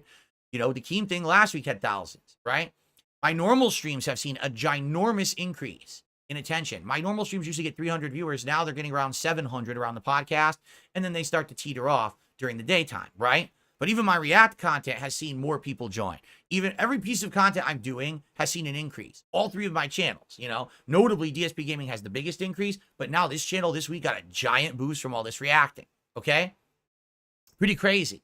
And first of all, before we adjourn, I want to say thank you to all of you in the last month who have been along for this ride, okay? Because none of this ever would have happened if it weren't for the Kino Casino guys. So it sucks that they're not like here and available for me to say this to them personally, but they have to understand that just a little bit of positivity they gave me, the attention they gave me, real or exaggerated or whatever it is, has given me a shot at redemption. Because he titled this documentary, The Eternal Downfall of Darkside Phil. For the last month, I haven't been falling. I have turned and been rising. Everyone is saying it. Even Keemstar, who was one of my biggest, detracting major people who didn't like me, because, even he has admitted it. He's on a redemption arc. He's on the way up. Guys love it. They're on vacation now, so I can't really suck. So it would have been nice to have them chime in and watch this. We can't. They're on vacation, correct? And again, thank you to everyone here who normally would not have been here. All right. I really, really, really appreciate all of you. Okay? I do. Thank you so very much for that. I appreciate that. I enjoy having a bigger audience again, like I used to ages ago. It's just been me kind of bunkered and holed in with my core viewer base for a long time because of this behavior from these people. And the fact that someone gave me a chance, and now the eternal downfall of Darkside Phil, which absolutely would have been pertinent and would have been completely correct if this documentary released a month or 2 months ago, actually isn't applying anymore. You know what I'm saying? At all. It doesn't apply anymore whatsoever. So that's cool. Now, here's the thing. Success is fleeting. Popularity is fleeting. Never lasts forever. There's a big possibility that in the future, things are going to turn back to the way that they were and people are going to stop watching me the way that they have. It's very possible situation. Okay? And if that's the case, listen, I've been there, done that. I'm okay with just being who I was for the longest time anyway. But in this case, this month has changed me. If you haven't noticed, I'm willing to do more interesting things to improve my content. I've fessed up many times during this documentary to my awful actions in the past, and I'm going to do my best to continuously change for the better in the future. I want to be a better person. I want to be a better creator. I don't want to be in the drama sphere constantly causing problems. I just want to make fun, positive content for my audience, and that's how I want to move forward. Okay? I want to have fun, positive interviews. Now that this is done, I'm going to contact Joon, and I'm going to be like, it'd be great. It would absolutely be great if we could have a sit-down conversation that's fun and positive about the documentary and about everything around it. That would be amazing, right? I want to have other guests on, right? I think this would be really cool. So, anyway, thank you all. What a difference, what a rise in the last month. This is my history of the last 16 years. Actually, this is over 20 years, right? But this is not representative of what the future has to be, you see, at all. It's not, at all. So, thank you guys so very, very, very much for all of that. I really appreciate that. Let's keep this rolling. Let's keep the positivity going with everything going on. All right? That being said, all right, I have some shout-outs to do. Let's take a look at these.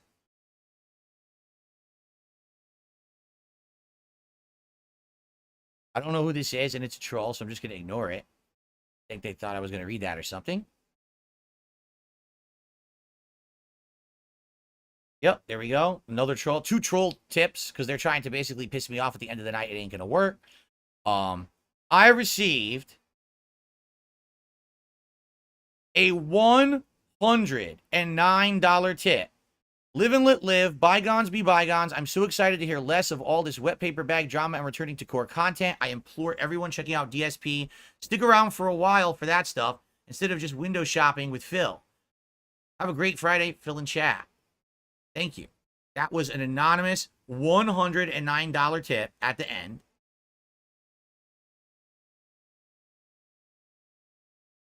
And it is official. With that tip, ladies and gentlemen, we have continued the king streak. It has happened again. $150.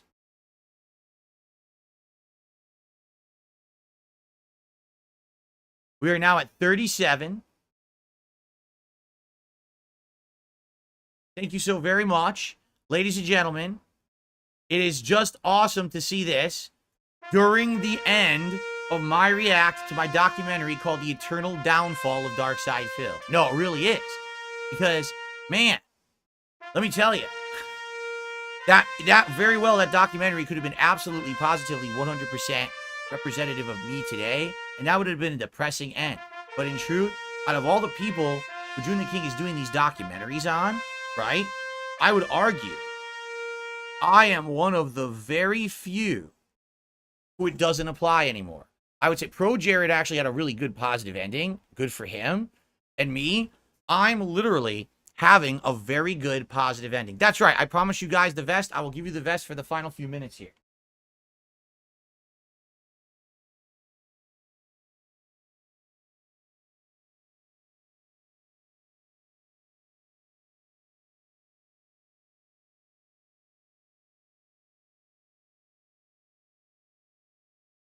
Awesome.